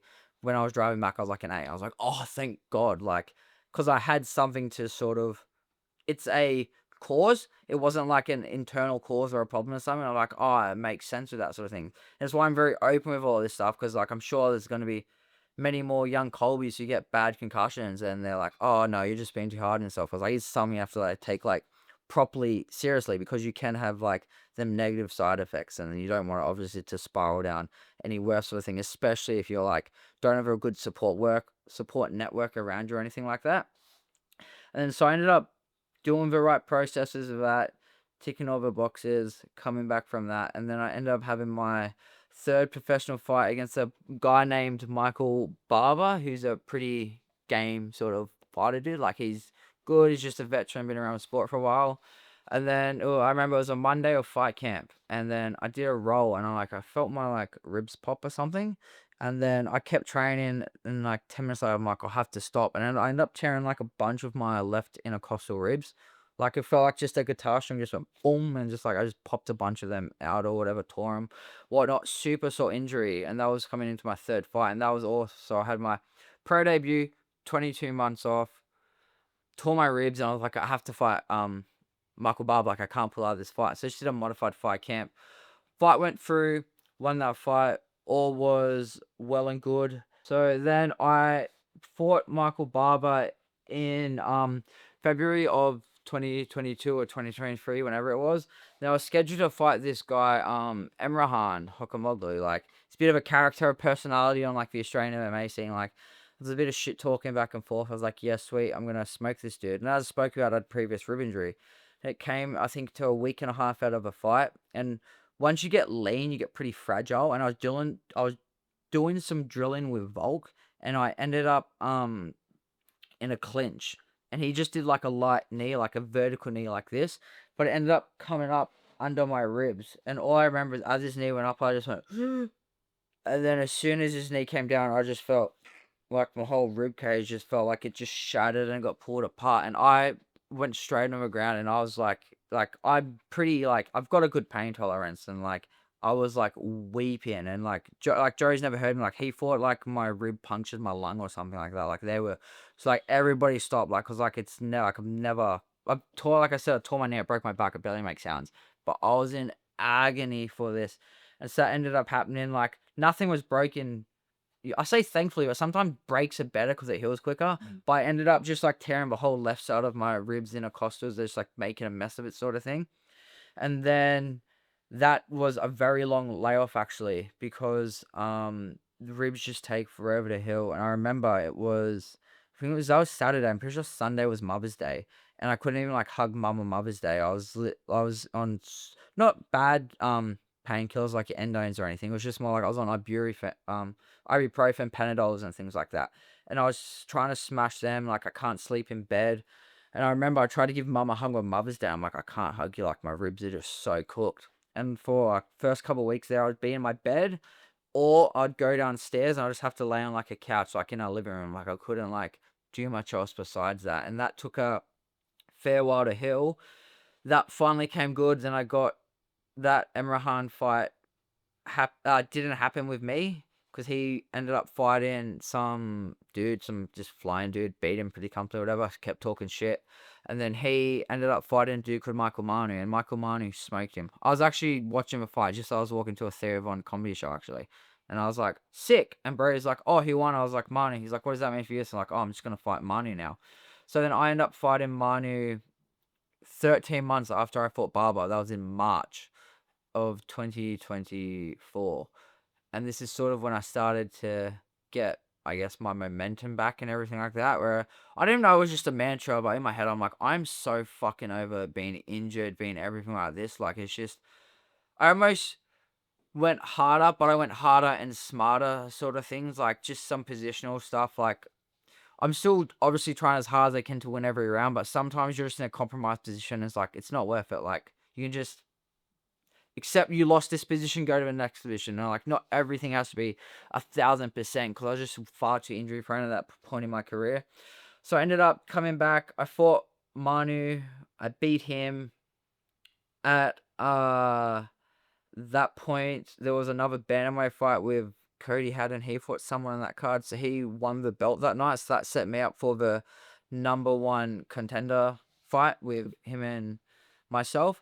However, he got signed to Dana White Contender Series, so that fight obviously couldn't happen. So that was in March, and then after that, there was honestly like no fights in Australia. And like, I can be very candid, I went over to Bali to find some fights, and like, there was a bit of talking like for Oz MMA scenes, like, oh, you're going to Bali to fight guys, but like, we had a list of like 10 people who like I said Joe would send me a name, so like, I'll have a look at this guy, what do you think? I didn't look at a single person. I just said yes, because I knew 90% of the time they're going to say no.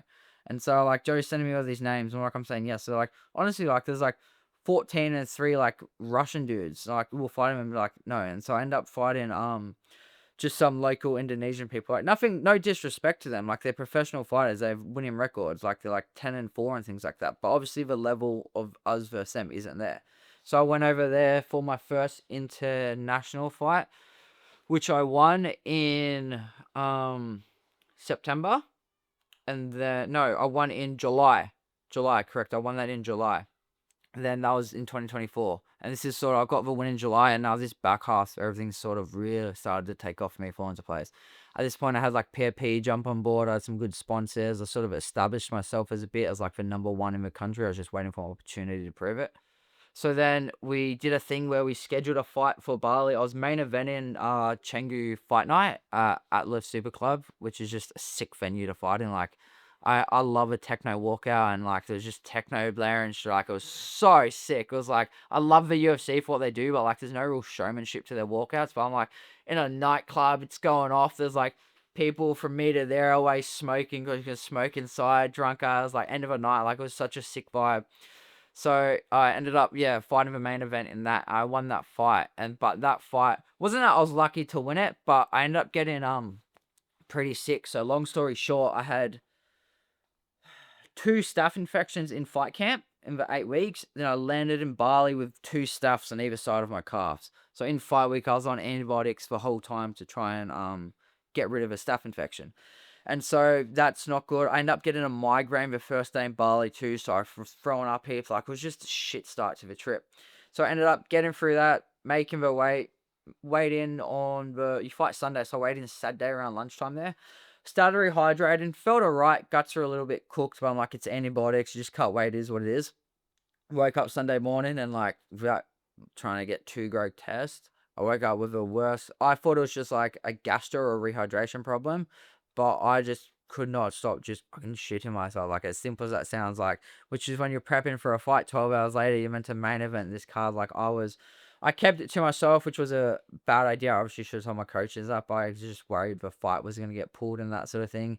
And then, I remember I was like, I have to eat. I'm like, even, Casey, my teammate, he's like, who's wigging out because like every 20 minutes I'm weighing myself because like I can't, like, I don't want to drop too much weight or that sort of thing. So then I ended up just trying to drink water, just go straight through me. So all I could do on fight day, I'd get like I think it was like there's like Vit C 1000. It's like this orangey Balinese like vitamin C sugar drink, and I ended up just like swishing it in my mouth, and I'd spit it out just to get like at least a carbohydrate rinse and hope I could, like, I don't know, just tell myself it was gonna work. So that happened. I ended up trying to do that all day. I did that. I went out and fought. I fought fucking terribly. Like, it was just so this everything went wrong. Like, I didn't stick to my game plan. I was just so worried. I was like, I know if I get this guy down, I can choke him out. And I'm like, if I get hit in my guts, like, realistically, I could shit myself. Like, I'll shit myself, I'll get disqualified, and I'll lose, and it'll be embarrassing.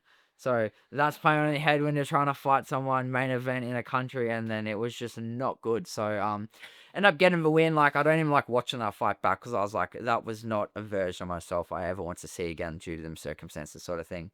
And then well, I wake up the next morning and I was like, I didn't eat or drink anything after the fight. And I was like, man, I've got to go start trying to eat something like that. So I ended up getting an IV in me. I'm like, I'll see if an IV helps. Got an IV. I went to like this cafe, got like a nice little healthy sandwich, and eating the sandwich. Got back to my villa and it just went plummeted downhill. So that was the Monday, and then I ended up having to stay at my mate's villa because we had to check out. And from Monday to Thursday, I spent in a single bed downstairs with towels and buckets around me, just rotating between like vomiting and like shitting myself. Like, it was the worst. Like, people might not believe, but I honestly, I didn't eat or drink a single ounce of fluid for 3 days straight. So what would happen? When I'd wake up, I'd get a doctor to IV me. For the first 2 days, I would have fevers, like fever dreams and shit like that. Like, there's one time I woke up in a spare bedroom somewhere. I don't even know how I got there, and just like walked myself back down. And then it was like, yeah, so it was 3 IVs a day for 3 days, and then I started to feel all right. I was meant to fly home early, but I extended my stay. Lucky my sponsor PRP helped me out with that. So then I started to feel all right, but I wasn't too game to eat or anything. So then we ended up flying to Singapore, and then Singapore to Sydney. And I was like, I'm in Sydney Friday morning. I was like, it's all right. Like, I've made it. Like, so I had brekkie on the plane. Thank fuck I didn't eat anything before that. I ate brekkie 5 minutes later. I'm straight back in the toilet. Like, still sick as. It's probably went on for like a week. And why I'm saying this is that was September. No, that was October. I thought October 28th. I had a title fight on November 24th. So I was this crook thinking I've got to fight in 3 weeks' time. Only good thing was I weighed 63 kilos by the end of it. Like, I was so sick. Like, I lost everything. Like, I came back and the boys like, where are your legs? Like, you look so sick. So I didn't get to train for that first full week back because I was just too crook and just had to let my body recover. So I got like a week of training in for my November title fight, which I went out and won pretty comfortably. And then things started to sort of go real well at that point. Not knowing though, but like things are cool. Like, I met Isabella. Training was just always good. Like, all the good vibes, like things are sort of coming around really well. And then I went over to Bali again in December to corner my teammate Casey. He got really sick cutting weight. He had real bad staph all over his face. So I ended up having to almost started like season in front of me. Like, it was wet season, it was pissing around. I ended up having to run him from Bali MMA to nearest hospital, which is like 500 meters in like knee deep flood water with him like over my shoulder, and like trying to communicate with him like he needs IVs. And like, why does he need IV? I'm like, he's dehydrated. Like, trying to explain to someone why you want to lose 10% of your body weight before you fight someone is hard. Trying to do it in another language in a foreign country is quite a lot harder, sort of thing. So that was all good. He ended up like just another sort of, not a fun, but just I guess another Bali story to add there. There's been quite a few stories of getting sick, so sure UFC will never go to Bali, so I don't have to worry about that. Because I think Casey will either after that last one. And then it was December, Chrissy time, life's good, training. We knew UFC was going to come to Sydney, and there was a bantamweight fight on that between Cody Hardin and Alexandre Deporia. And then, yeah, Joe's like, there's a bantamweight fight it's an hour and a half from where we train. Let's get you ready in case anything happens. And then I had a fight booked. I had a fight booked for March. So how our camps work, it's structured like 7 weeks out. You start doing all these fight simulators. Like Wednesday, Friday, our spiders, our shark tanks, all our real hard sessions, sparring rounds increase in that. So I end up starting a camp in January for the off chance February happened. And it was, don't get me wrong, I was so happy I did it, but it was legit the Saturday I got the call up. I had shit sparring. I was just in a bad mood, and I was like, why am like, what's the point? Like, why am I doing this? Like, the odds of me getting on in Sydney are 1 in 1,000, 1 in 1,000,000 at this point. Everything has to fall into place. I've got a fight 6 weeks after this. I'm meant to start my hard camp next week, and my body's already fucked. Like, I'm just like, I don't want to start a fight camp like this. I'm already like 6, 7 hard weeks in, sort of thing. And then I remember I was sparring that Saturday morning, and then one of the dudes, Zane, looks at me. He's like, "How was sparring?" I was like, "Worst sparring of my life." Like, it's just one of, you have them days. I'm pretty like, I don't put too much into it. Like, sometimes you're the man, sometimes not. It's just how this game works. Like, you could have the best sleep, best nutrition you're on, or you could have the worst sleeps, everything. Like, you just never know. You don't put too much stock into it. And so I ended up I was still working security at this time. Not like my security shifts are easy. I was working security at weddings at like an expensive like seafront restaurant. So I was like no hassles whatsoever. So I was doing like it was a 10-hour shift. I was doing middle of the day till 10 p.m. at night, just watching a school that's been broken into, like having time of my life, like just walking around, just like kicking a ball around, doing laps, shooting some hoops, like all that stuff. Like, it's school on was a Saturday, not much that's gonna happen. And then I remember because I was around 69, 70 kilos at the start of that training week, and I was like, I'm not that I'm too light to start camp, but I need to up my calories if I'm gonna have to do this for another 8 weeks, possibly for my fight. Like, I can't worry about cutting too much weight. So I ended up that whole week, that Monday to Saturday, I'm eating like not bad, but I'm like 3.5, 4,000 calories. Like, I'm like just refuel, eat as much as I can. So I ended up obviously not putting on weight in it, like any actual weight, but it's more just refilled. So your glycogen, you put on water weight and that. And then I'm saying this because I was in my car, and then I Uber Eats like a fat burrito from Guzman Gomez, chips, Pepsi Max, smash that, listen to Hottest 100. I wasn't working. I'm like, this is great. This is a dream. Felt so good after that. Then it comes like 8 p.m. I'm like, Subway foot long, 4 cookies, let's go. Smash that.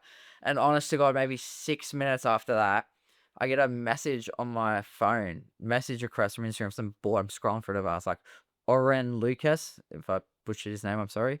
And he's like, hello. I should get his DM up. I'm just gonna get his DM up. I wonder if I still got it. This is like the DM that sort of like started everything. I hope I've got this. This will be great. Surely. And yeah, so I was working the shift, and I was like, things are going just, oh no, I don't have it actually. But I'm pretty sure he said, "Hey, how are you?" And I was like, "Good, you." He's like, "Do you have WhatsApp?" I'm like, "Yeah." And he's like, "I've got the opportunity of a lifetime for you."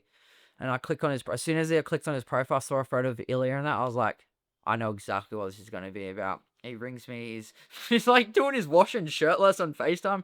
He's like, "What are you doing?" I'm like, "I'm working. I don't like, just because like I fight doesn't mean." He's like, "Oh, okay." He's like, "Do you know Alexandra and Cody Haddon?" I'm like, "Yes, I do. I know exactly who they are." Yes, I'm like, I'm almost in my head. I'm like, "Where are you going with this?" He's like, "Oh, Cody's breaking his foot and we need a replacement." And I was like, "Okay." He's like, "How do you feel against fighting Alexandra?" And I'm like, "Yeah, like fuck it, I'm in. I'll do it." He's like, "Oh, I can tell the UFC that I'll put you under my management contact, and like I'll put you under my management. We'll get it done." I was like, "Oh, I appreciate that, but I already got my own management." He's like, "Oh, are you sure your management can deal with it? Do you have a contact?" So I was like, "Yeah, I've got my contact. Like, my coach is Volk's coach. Like, we've got the contacts." He's like, "All right, sweet." So then we start watching up each other. I ring Joe. Joe and Volk are over in New Zealand. It's like, I think it was 8 p.m. here, so it was like 10 or 11 there. I'm like, "Hey Joe, sorry to message you. It's like super urgent. Can you call?" And he's like, "Yeah." And I ring him, like, "Joe, you won't believe I'm well." I'm like, Ilya Tapura's manager just rung me asking if I can step in to fight Tapura. He's like, "What?" I was like, "Cody's out. They're looking for a replacement." And Volk's in the background. He's like, "Yes, yes, do it. I'll message Sean right now." So by the time like I got off a phone call, Volk's already like messaged Sean. Joe's got like the emails ready.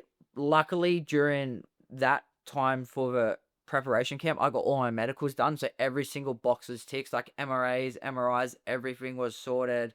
For the weight was on point, but it obviously wasn't, which was, yeah, we had to get to that. And then, so that ended up happening. Joe's like, messaged me that night. He's like, we'll know by tomorrow morning, wake up next morning. So before I wake up, I should say, I had to ring Bella firstly, because that was the Saturday night that happened.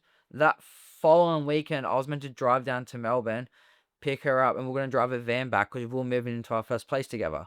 And so I ring her. I'm like, I can't come to Melbourne now. She's like, what do you mean? I'm like, I might be fighting UFC. She's like, oh shit. And then so that ended up with her friends and family helped sort it out with that sort of thing.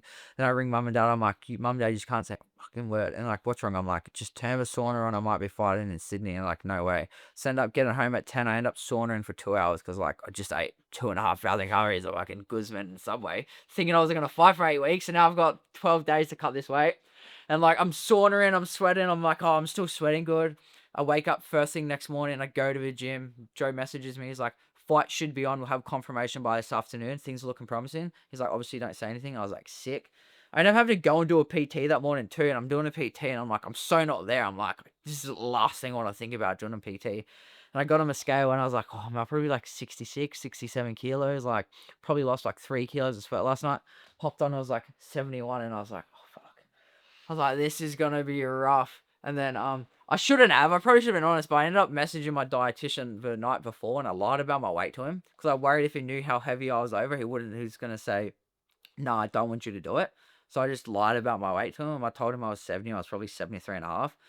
And then, by the end of the day, I was 70 and a half. So I was like, technically, I like expanded the truth for 1 day. I got there. And then, I'm sure I wouldn't have cared either way because like an opportunity like that, you just got to seize.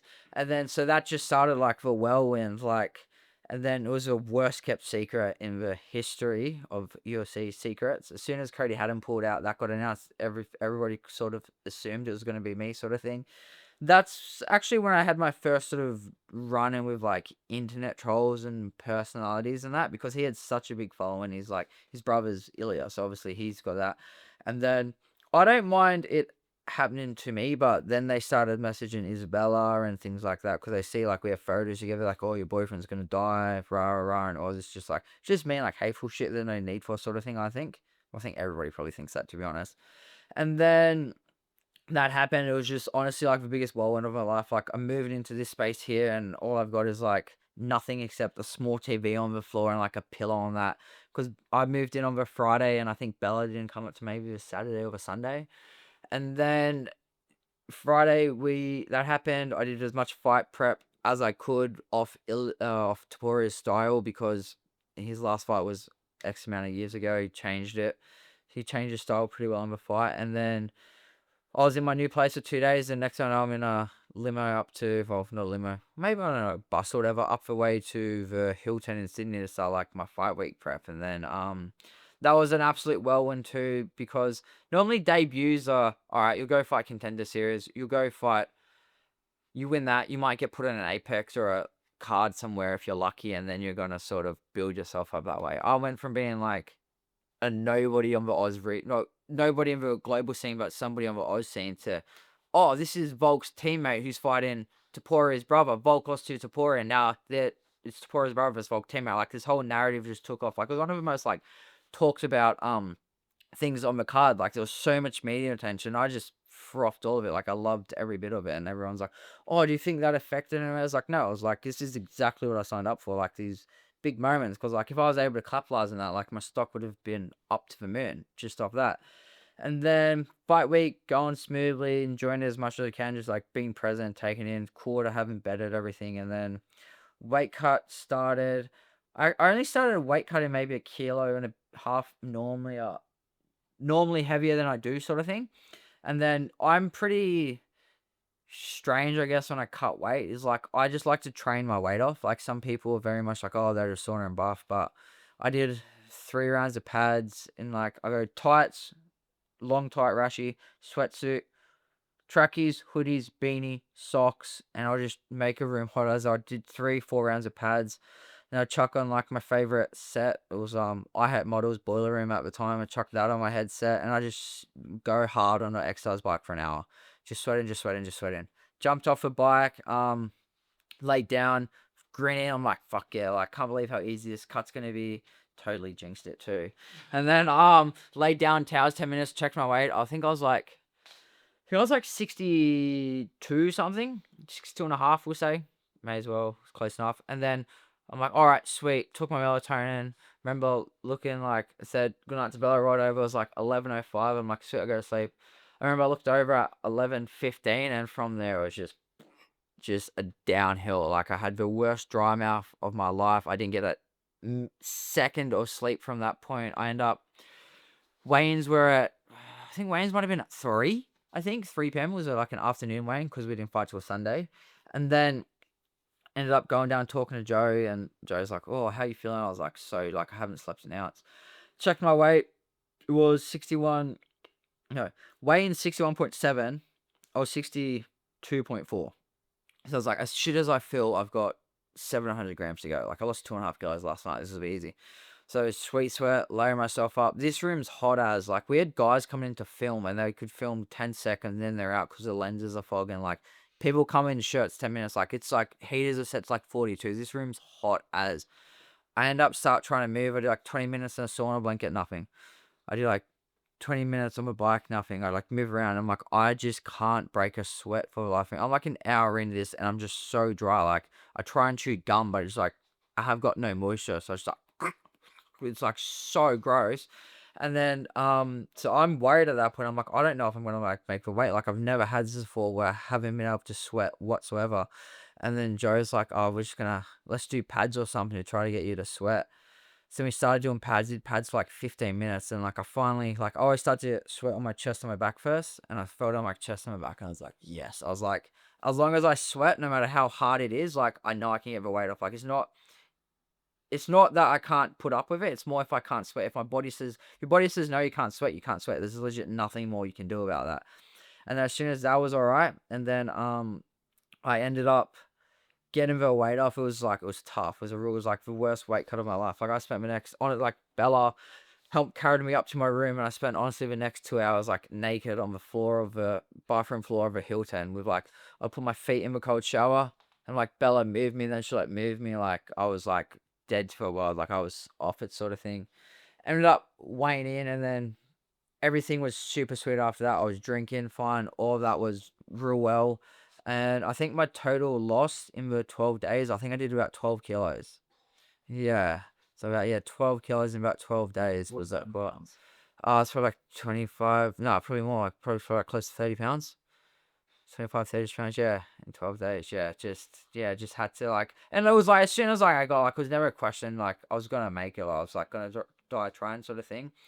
And then Saturday, it was weird because like I weighed in Friday, woke up Saturday. I'm like, I don't have to fight till tomorrow. So Saturday was just good vibes all day.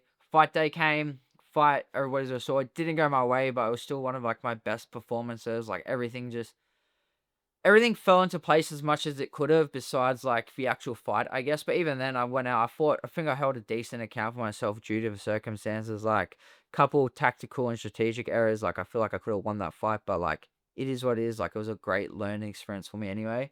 And then that obviously helped my career trajectory sort of take off from there. So some more sponsorships and things like that came through. And then that leads us into my last fight in September, which we got. Oh no, there was. No, I can sort of talk about it because so sometimes the UFC, no one was really sure of how I got signed because I couldn't really, can't really go talking about contracts for that, but like I got signed in like a 4-fight deal. But how the fight was worded to us was like he has to win. And like if they're saying like you have to win, like someone's like you have to win, or like you're out because like you're gonna win, you'll stay. If not, like you're out, we'll just kick you out because like you didn't do what we wanted you to do. So as soon as the fight was over, I was like, oh, I've just like lost my dream. Like I went out, I fought my hardest, shit didn't go to plan, and then like I had to cry out the back. I'm like, oh, whatever, like it's over. And then like I just sort of got accepted for fact. I said, I'm just gonna have to go back on Hex, defend the belt a couple of times, get a contender this time like next year, and then I'll just sort of take off from there and like get my second chance sort of thing. But then we're out for dinner at some place at the Crown, some nice fancy place with my brother. Got way too drunk, by the way. Drunk like 8 Long Islands in like 25 minutes. It's fucking hilarious. It was a He vomited all over my UFC jersey. Everything. It was so funny. But then Joe's like, oh he's like, Bulk. Joe went up, take a look, comes back. He's like, Bulk just rang me. I'm like, yeah, okay. He's like, he's got some good news, and it's where he's like, Sean was happy with your performance. I'll give you another shot. So it was like a sick moment for me. So like everyone at the table, I started clapping, clapping, like I almost started crying. I was like, oh, like thank God, like it's not over yet, sort of thing. I get one more chance.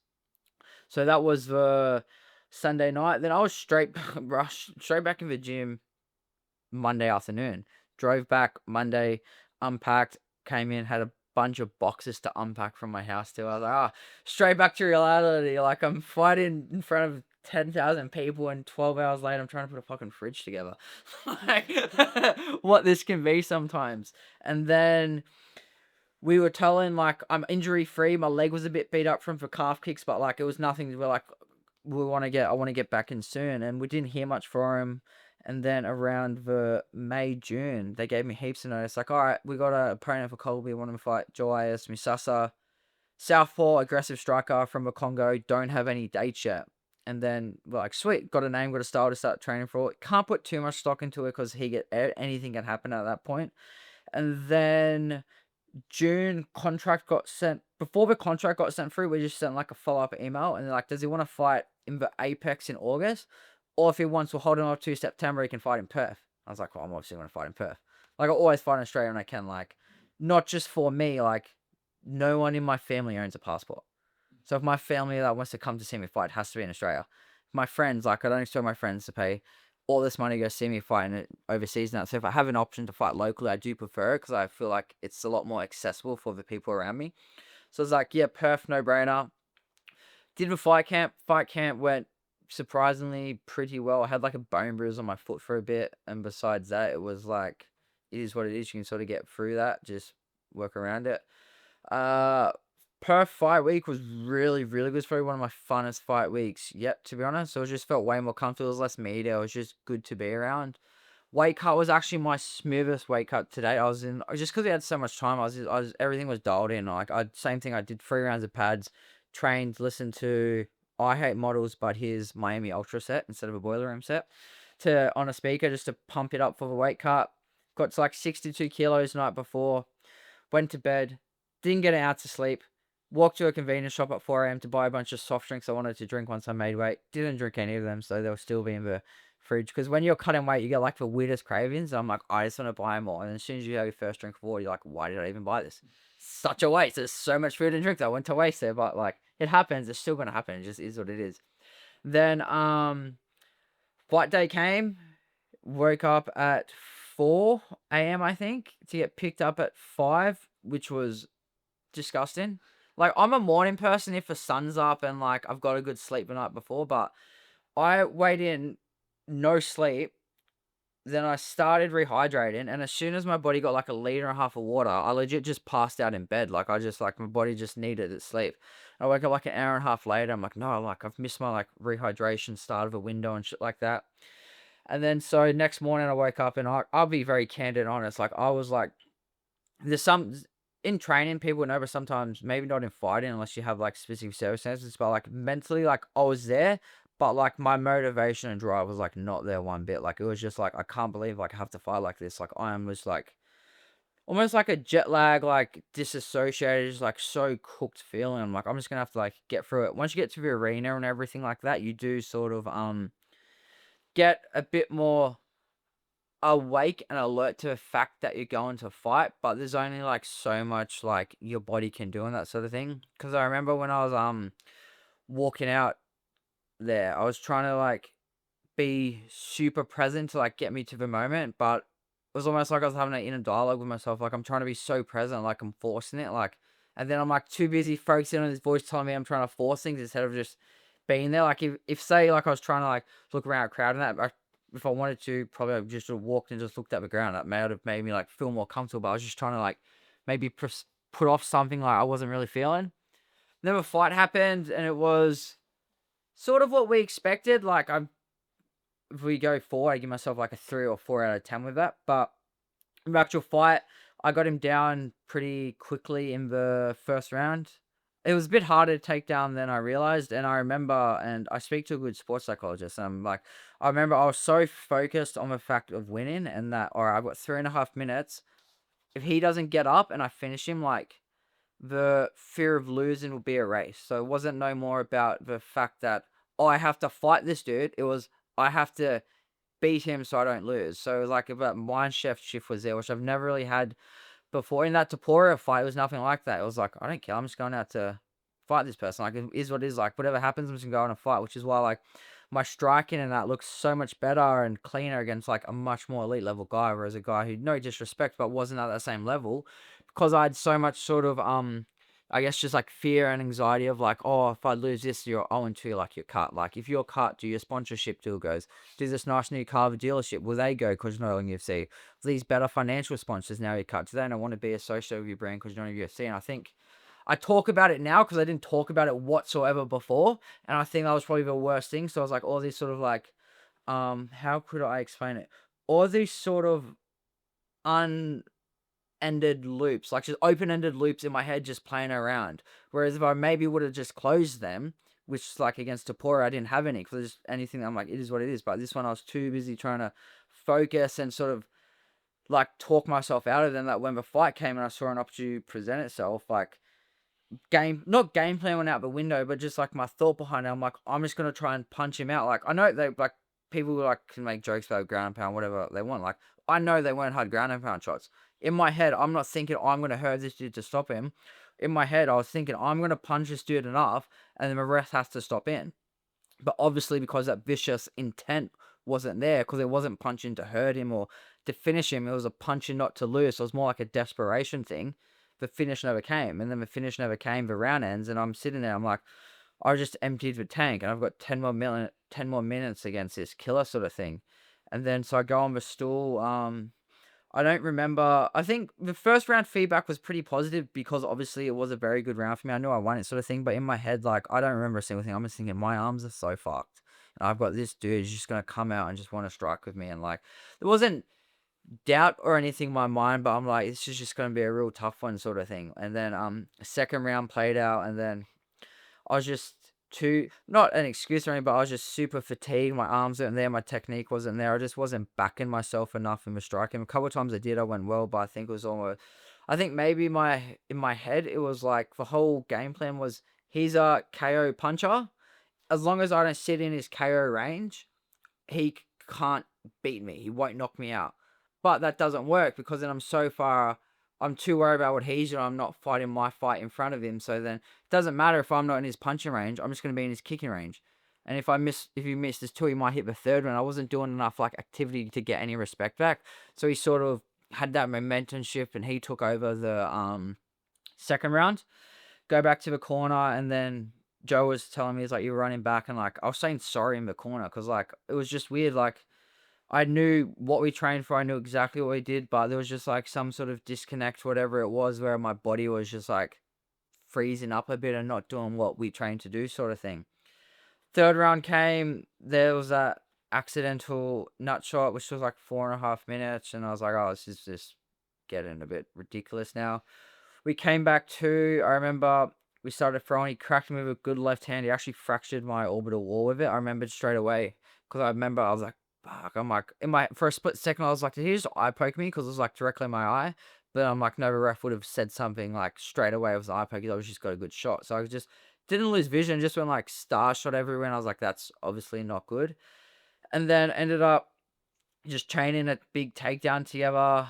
Ended up getting him down and then just trying to sort of, at the third round is when I went my elbows and I was trying to get, it wasn't like, oh, the ref's going to stop it. It's like, I have to physically sort of stop him, if that makes sense. I have to try and use the damage to cut him open and everything like that to make it look damaging instead of trying to panic punch my way to a finish. Like, no, just take our time and piece him up that way. And then so that happened. We got up. I was pretty confident I won once I got that takedown in the third.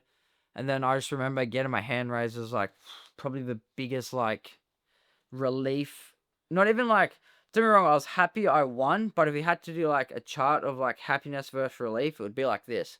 Because like at that point in time, it wasn't like, oh yes, I'm so happy I did it. It's more like thank fuck, like, that's over. Like, the monkey's off my back. Like, I know, like, my career's not done now. Like, I've got these, all them negative sort of thoughts and things you have, like, you're losing your money, the sponsorship deals, everything like that. Even, like, in the fight, like, I wasn't strained financially, but if I lost that fight, like, I lose half my pay. Even things like that, when you're just on the come up, can make a big difference, because then that financial situation can affect your training. You might have to work more and things like that. So everything weighs on that. So it's just a massive sigh of relief. And then after that, it was just probably the biggest adrenaline dump of my life. Like, I remember walking out of that fight, I was so sore. I'm like, I don't even know. Like, Casey was like helping carry me back to the back to get medically checked out. And I remember I was getting stitches put in my shin from where I got split. And I remember the doctor was putting a local in my shin. And he's like, "You're right." And he's like, "What's like the most painful thing on you?" And I was like, "My arms." Like, the amount of like lactic acid and that I had in my arms, like, I've never experienced. Like, I was getting stitches. I had a fractured orbital wall, and like, I blew my nose, my eye blew up. And like, even that was not as painful as like my arms to come back. Then I got my leg stitched up. And then I was like to the doctor, I was in good spirits. I was like, "Oh, got some strong painkillers for me." And he like looks at me and I was like, "Yeah, so are we doing this? Are we doing this? Not doing this? Like, anything good, like endo and that?" And he's like, just like, thought I must have been like taking the piss or something. He's like, "Doesn't do anything." So then I'm like, Jamie fought after me. So then it was an hour and a half before I got any painkillers after that fight. And I was sitting on a chair, leg wrapped up, black and blue, blood all over me, still like this. And then I see these ambulance officers and I wave at them and they're like, I'm like, they come over and like, "What can we do?" I was like, "I've had no painkillers and it's been an hour and a half since my fight." And like, "What, really?" I was like, "Yeah." Like, "Oh, we'll come over and give you some stuff." And I was like, "Good stuff, boys. Let's go. We're on here." They come over and like they sign this form of paperwork and they're like, "Open your hand," like, so he's like, "Yeah, there's 2 Nurofen." And I was like, yeah, I felt like just thrown it at him like, "Fucking Nurofen, I'm just gonna put up with this." I had to fill out a form and everything. I'm like, getting, finally I'm gonna be out of some pain, and they just dropped 2 Nurofen in my hands and I was filthy. And then yeah, chain that all together. We go back to the athlete's hotel, see some friends, family, everybody comes over. Leads into this injury, which is currently dealing with, which I'm currently almost through now, the back end of. My leg was obviously very beat up, and then I was laying on the couch, and I had crutches to get up on, and I ended up getting up without the crutches. And I think, I don't know if I went to lean on Bella or something or whatnot, or maybe the couch, and then my leg just rolled forward because I couldn't put much weight on it, and I ended up smashing like this part of my knee here directly onto like the table at the athlete's hotel. And lucky my physio was there, and honestly, God, my knee swelled up probably like that big. Looked like, I'll do like that. Looked like I had a pair of tits on my shin. Like that. It was like double, like, honest to God, like, I've never seen anything like it before. Like, I've had bursts and that, but this is just like a massive sack. And I thought I might have ruptured bursa sac, because I did that before when I did with 3 fights in 3 days. I smashed my knee and I had like, I did some of my bursa. And so I fought 3 days with, like, a tit on my knee, and then, but I went to a doctor's, he just put a syringe in and he just drained all the fluid out and it fixed it, sort of thing. And so this thing, I was like, it's so sore, but I had stitches in my leg and my calf was dead. So it took like 2 weeks before I could do anything after training.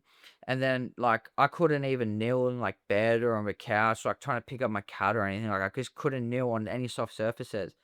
And then so we waited another 2 weeks and I'm like, my knee's no better. Then we ended up getting a MRI. MRI just shows like my knee's just like bright white. Like, there's just so much like bruising and swelling and blood in it. And so we got them results for September. Maybe it was start, oh no, maybe, yeah, middle of November. Our last one, start of November. And that was when we sort of like got the time frame where like it's going to take like anywhere up to like 12 weeks. We're lucky. 16 weeks, don't be unexpected. Like, really, you're better off like breaking something. Like, break it 6 to 8 weeks, bones heal, like knee, bad bruises, especially because the sport we do, it's so much of just impact, just smashing repetition. Like, I wasn't allowed to run. I couldn't jump, couldn't even kick, because that sort of motion there will stretch, and any sort of stretching creates a bit of inflammation, which will just prolong the healing, sort of thing. So now it is currently December and we're pretty much on the back end of it now. I've slowly started getting back into full training. I still have to do every training I'm doing padded, and I'm probably gonna have to do it for a fair while just to make sure it's completely healed. But that's been sort of like the latest part of my career. We obviously got UFC Sydney coming up with Volk fighting on that, so I'm super excited for that. And then after that, we'll see what happens with me. Hopefully, try to get something locked in around the March or April timeframe. Man. Wow. What a roller coaster. That's incredible, man. Like, I think the theme of all that is, yeah, like we've spoken about, you have faced a lot of adversities, and that's kind of a part of the game, but that doesn't make it any easier. Yeah, exactly And I right. think what's like really admirable after listening to that whole timeline, seemingly, you are very open and vulnerable with every experience you have, which I think is so valuable, especially to younger people who will look up to you. Yeah. And like you mentioned that yourself, but I think it's an awesome thing. I've never really heard people talk about at least the concussions to that extent. That blew my mind. So thank you for being open and vulnerable. Appreciate it, Robert. It was awesome. No, that's all. With all this stuff, I just try to like, whilst I have a voice, it's good to use it. Because if I was 22 and 23 and this happened, I saw a fight. If I had someone I looked up to talking about it, I'm like, oh, I'm not just out here on my own island, I'm isolated. Like, I've understand they've been through, and currently, like right now, there's not many people who are too open and stuff. I can just help be that person to a couple of younger guys. I think it's like a net positive overall. Yeah, 100%. Is there anything else you want to add to this? No, I think it's pretty good. I'm pretty happy with that. Yeah? Yeah. Do you have any questions? No, incredible life story. I appreciate it, bro. Well, that's it. Yeah. That's a wrap.